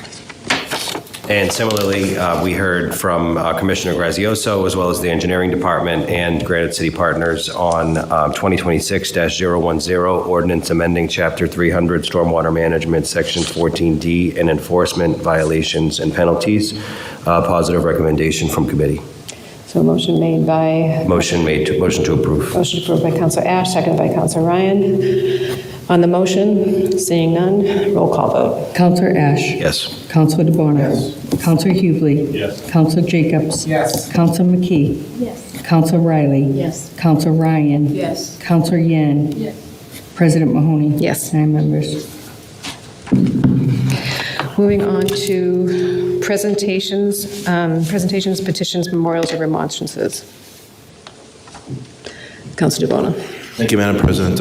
It's been a few weeks since we were able to have a full meeting here, so it's a heavy heart that Jim Rendell passed away on March 16th. He was down in Boca Raton. He did some golfing like a couple days before he actually passed away. But, he was a true, proud 1966 graduate of Quincy High School. He was a standout in football, basketball, and track. He then went to UMass Amherst on a football scholarship. He married his high school sweetheart, Linda. Together, they loved to travel, dine, watch sports. If you know him a long time, Jim was a recreation director at Quincy YMCA before owning a successful seafood business. His true calling really was education. He was an unbelievable coach. During his decades-long career coaching girls and boys volleyball and basketball, Jim traveled to tournaments nationwide and won multiple Division I state championships and guided many players to representative athletic college scholarships across the country. He was a fierce, competitive coach, and he made it clear that you just had to contribute. He also, on the back end of his career, he was the athletic director for Quincy Public Schools. I got to know Jim over the years, just in general, watching him, but I was on the school committee. He put forward the Mites Under the Lights, which is the young players at second, third grade level playing at halftime for Quincy High School and North Quincy High School. Jim was allowed that to happen back in 15 years ago, which was great. Most of his life, Jim and Linda retired in Plymouth and Delray Beach, Florida. They built great relationships, many passions, and true to his family. Many children, grandchildren. They just had a celebration of life at Granite Lakes on March 30th. Please keep your thoughts and prayers with the Rendell family, very instrumental in the city of Quincy. Thank you. Thank you. Councilor Jacobs. I just want to recognize Paula Gordon from House Neck, Rock Island Road, long House Neck family, married to Marty Gordon, just a great guy. She was involved in Scouts. They still are involved in Scouts. Great family. Both their grandkids are Eagle Scouts, but she was, she was always around. She was there. She was quiet a lot, but she also worked in Quincy Public Schools for many years, teaching ESL to students. I know she worked at Atherton Howe because I was there. I'm assuming she kind of worked at other schools too, but she was just a great lady, and she passed away after a pretty tough battle of 3 years. So just hope that we can keep her in our thoughts. Thank you. Councilor Bono? Yep. Thank you, Madam President. It's been a while since we've done these meetings. So also want to recognize, unfortunately, he passed away, Frank McLaughlin, Frank of Squantum, passed away on March 11th. His battle with cancer. He was a great guy. I saw him around the community quite a bit. He grew up, moved to Squantum, but he had long-lasting relationships over at the Post, the Nickerson Post, and he was very influential in the community. He had a lot of great relationships with people in the community, and he'll be really, really missed. So I just wanted to recognize the McLaughlin family. Keep him in your thoughts and prayers. Bye, Frank. Anybody else? Okay. Moving on to motions, orders, and resolutions. Seeing none. Moving on to upcoming meetings. Councilor Riley. Yes, I'd like to schedule a Finance Committee meeting for next Monday, April 13th. I'll work with the administration and Council President to establish the agenda before Thursday, right? Wednesday. What time are you thinking? If there's no others, I mean, I'd like to do 6:30. It is a body of the whole, but 6:30, that's fine. 6:30 is better. It sounds like it might be the only thing we're doing, the only business we're conducting, unless someone else calls it. Does anybody else have any committee meetings that they'd like to have that night? Okay. So 6:30 it is. So 6:30 it is. Any other meetings that are going to be called? Okay. So moving on to adjournment. Our next council meeting is until April 27th, so motion to adjourn, made by Councilor Ryan, seconded by Councilor DeBona. Thank you very much, everybody. Have a great night.